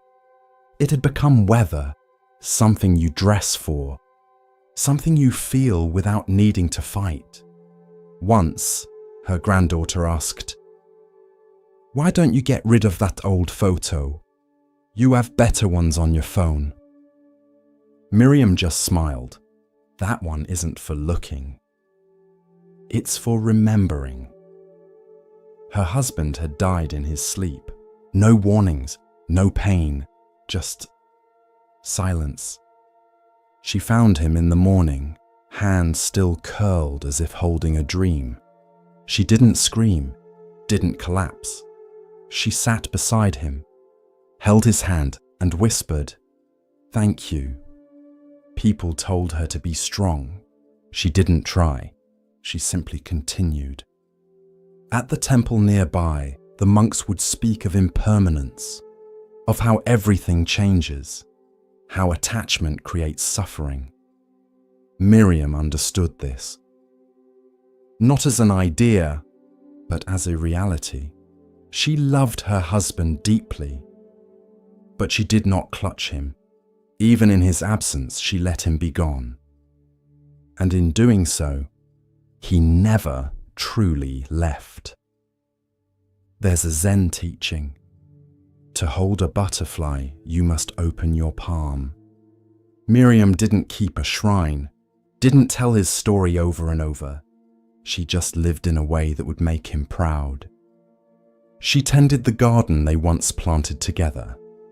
She drank the coffee he used to brew. She folded his shirts one last time and gave them away. Not because she stopped loving him, but because she didn't want her love to become a cage. One day, a neighbor lost her husband. She came to Miriam, eyes red, voice shaking. "I don't know how to live without him." Miriam poured tea, sat with her, said nothing at first, then quietly offered, "You don't live without him. You live with the part of him that still breathes in you." The neighbor sobbed. And Miriam did not stop her. She just placed a hand on hers. "And let it be. Love doesn't end. It changes shape. And grief, too, is a form of love. One that knows how to bow." Miriam is older now, hands soft with age, memories flickering at the edges, but she still opens the curtains each morning, still lets the light find the photo, not to bring him back, but to let him go again, gently, lovingly, without holding. In one hand, he carries a book, the Prajnaparamita Sutra, the perfection of wisdom. In the other, he wields a sword, long, luminous, and aflame with clarity. He rides a lion, not to show power, but to symbolize the fearlessness of insight. This is Manjushri, the bodhisattva of wisdom, where Avalokiteshvara brings compassion, where Samantabhadra brings vow and action. Manjushri brings the sharp, radiant truth. His name means gentle glory, but his wisdom is not soft. It does not comfort. It cuts. It slices through illusion with the precision of a blade honed on silence. The sword he carries is not for battle. It is for discernment. It separates appearance from reality, self from no self, thought from knowing. It reveals what we are too afraid to see and too free not to see. In the old sutras, it is said that Manjushri's wisdom is so sharp, he was enlightened before the Buddhas of the past. He is the eternal teenager of the Mahayana pantheon, ever young, ever clear, ever unburdened by delusion. Where others hesitate, Manjushri speaks. Where others follow rules, Manjushri asks why. Where others cling to views, Manjushri lets go, again and again and again. One day a monk asked him, "What is the nature of ultimate reality?" And Manjushri drew his sword in the air, then lowered it slowly, as if slicing through something invisible. That was his answer. Because words can't always hold wisdom. Sometimes it must be shown. In Zen temples, the figure of Manjushri is often placed behind the Roshi's seat, not as decoration, but as a reminder that true teaching must be rooted in clarity, that every word spoken should come from a place that has already cut through ego, opinion, attachment. The teacher, like Manjushri, must see clearly before they speak. There is a famous koan. A young monk full of doctrine said to the master, "I've memorized the Heart Sutra. I understand emptiness. There is no I, no ear, no mind, no path, no attainment." The master pointed to a bowl of rice and said, "Then eat, because understanding is not the point. Living is." This is what Manjushri teaches, wisdom that is not locked in scriptures, but embodied, applied, lived. The sword is not aggressive, it is necessary to wake us, to free us, to carve away the clinging and the confusion, until only truth remains.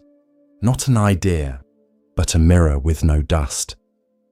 There's a story told in the mountains. A disciple sat meditating, trying to silence his thoughts.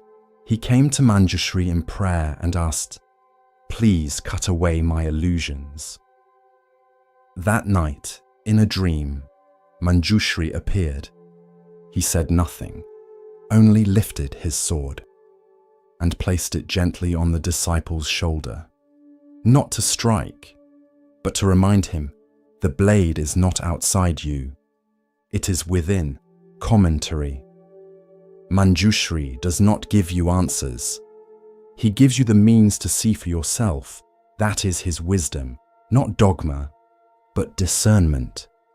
Not belief, but perception stripped of filter. The sword cuts two ways. It cuts through ignorance, but also through comfort. It forces us to ask, what have I built my life on? And what happens when that is no longer solid? Can I let go? Can I breathe? Even when the ground beneath me vanishes. Wisdom is not knowing more. It is needing less. It is silence that doesn't need applause. It is clarity that does not waver in the dark. It is the ability to sit in confusion and not flinch, to stand before illusion and not bow, to name what is and let go of what is not. The lion Manjushri rides is not a beast of war. It is the mind that has been tamed. The roar is no longer fear. It is the roar of reality unfiltered. The courage to face things as they are. There's a quiet danger in spiritual life. We want wisdom to feel good, to validate us, to comfort the parts of us that ache. But Manjushri reminds us, true wisdom will sometimes hurt. It will dismantle the story we've told ourselves. It will whisper, you are not who you think you are. And if we listen, the story ends and life begins. In your own practice, the sword appears in many forms. The question you can't answer. The moment you realize you've been wrong. The teacher who looks you in the eye and says nothing because anything they say would only get in the way. That is the sword, cutting gently, so you can see clearly. You don't have to fear it. You have to wield it. In kindness, in honesty, in the decision to no longer live half asleep. When you chant, chant with the sword. When you bow, bow with the sword. When you love, love with the sword.